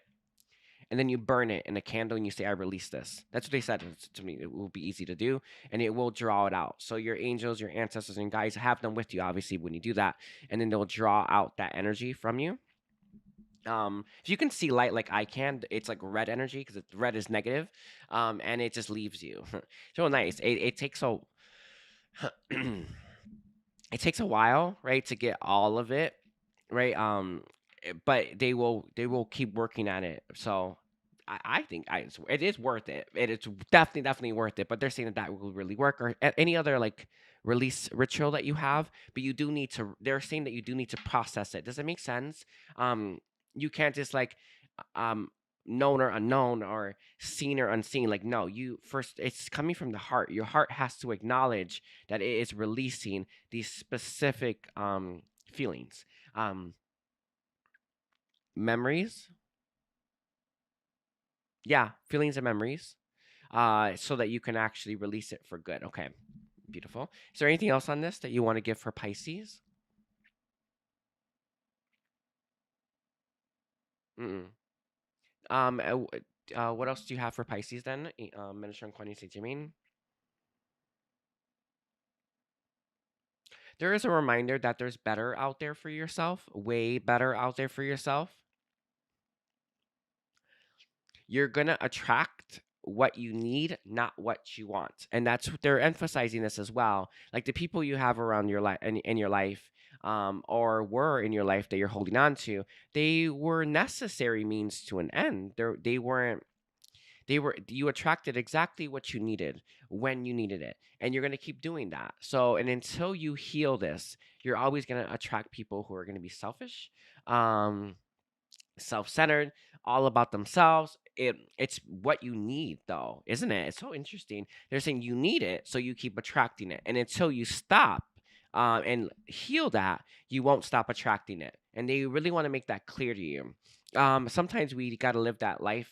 I like I've had people who I've had private readings with, and like I've had this issue for 5 years or 10 years, and it's like, well, yeah, it's a karmic cycle. What do you think? It's just you're gonna keep dealing with that no matter. It doesn't matter how old you are. It doesn't matter how long it's been. It will be the same thing because you're in a karmic cycle. And I'm seeing that's what they're saying. So understanding that you won't stop attracting what you need, and until you need a healthy connection, you won't get it. So they're like, um, do with that what you will. Do with that information what you will, because that's it. That's the truth of it. All right. So they want to just like it's like they're kind of they just really want to make sure that that's understood there. Okay. Anything else that you have for Pisces?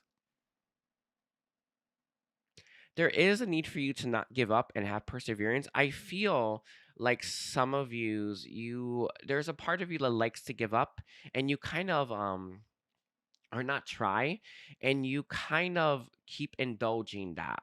I don't know how to phrase this, but they said don't give up, and it's like because you do often is what they're saying. There is a part of you that tends to give up really easily. They're saying that working on that part of yourself or not engaging with that, I kind of some music could be a program. I don't know. They're not giving that, but there's a part of you that likes to give up and throw the towel in. There is a need for you to not give up. Um, what you want is out there, what you desire is out there, but it requires the path. It requires a completion of something as well. And the completion is the karmic cycle. The path, right, is the lessons and all that stuff. So they're saying that it's there, it's ahead of you, but it's not where you are. And the only way to get there is to keep moving. I feel like, oh, I see what they're saying. There is a negative spiral inside of you that it's like it's like self-defeating. You experience something bad, and it makes you think that it's not. I don't know. It's like you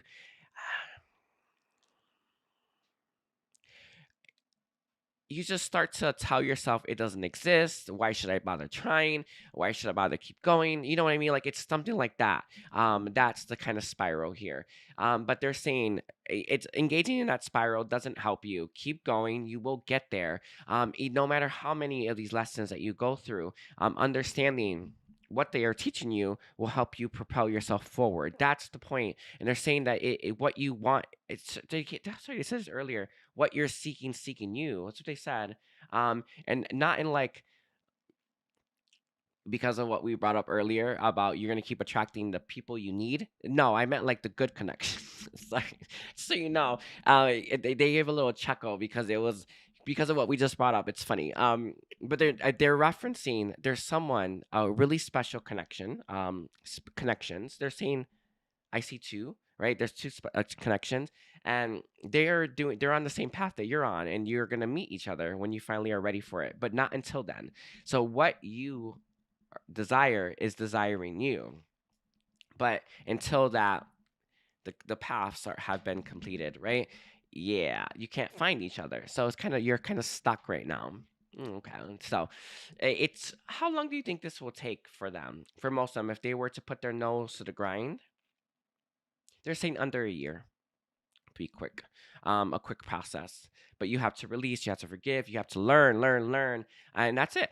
If you ever, okay, sorry, I see what they're doing. They're moving to your guidance now.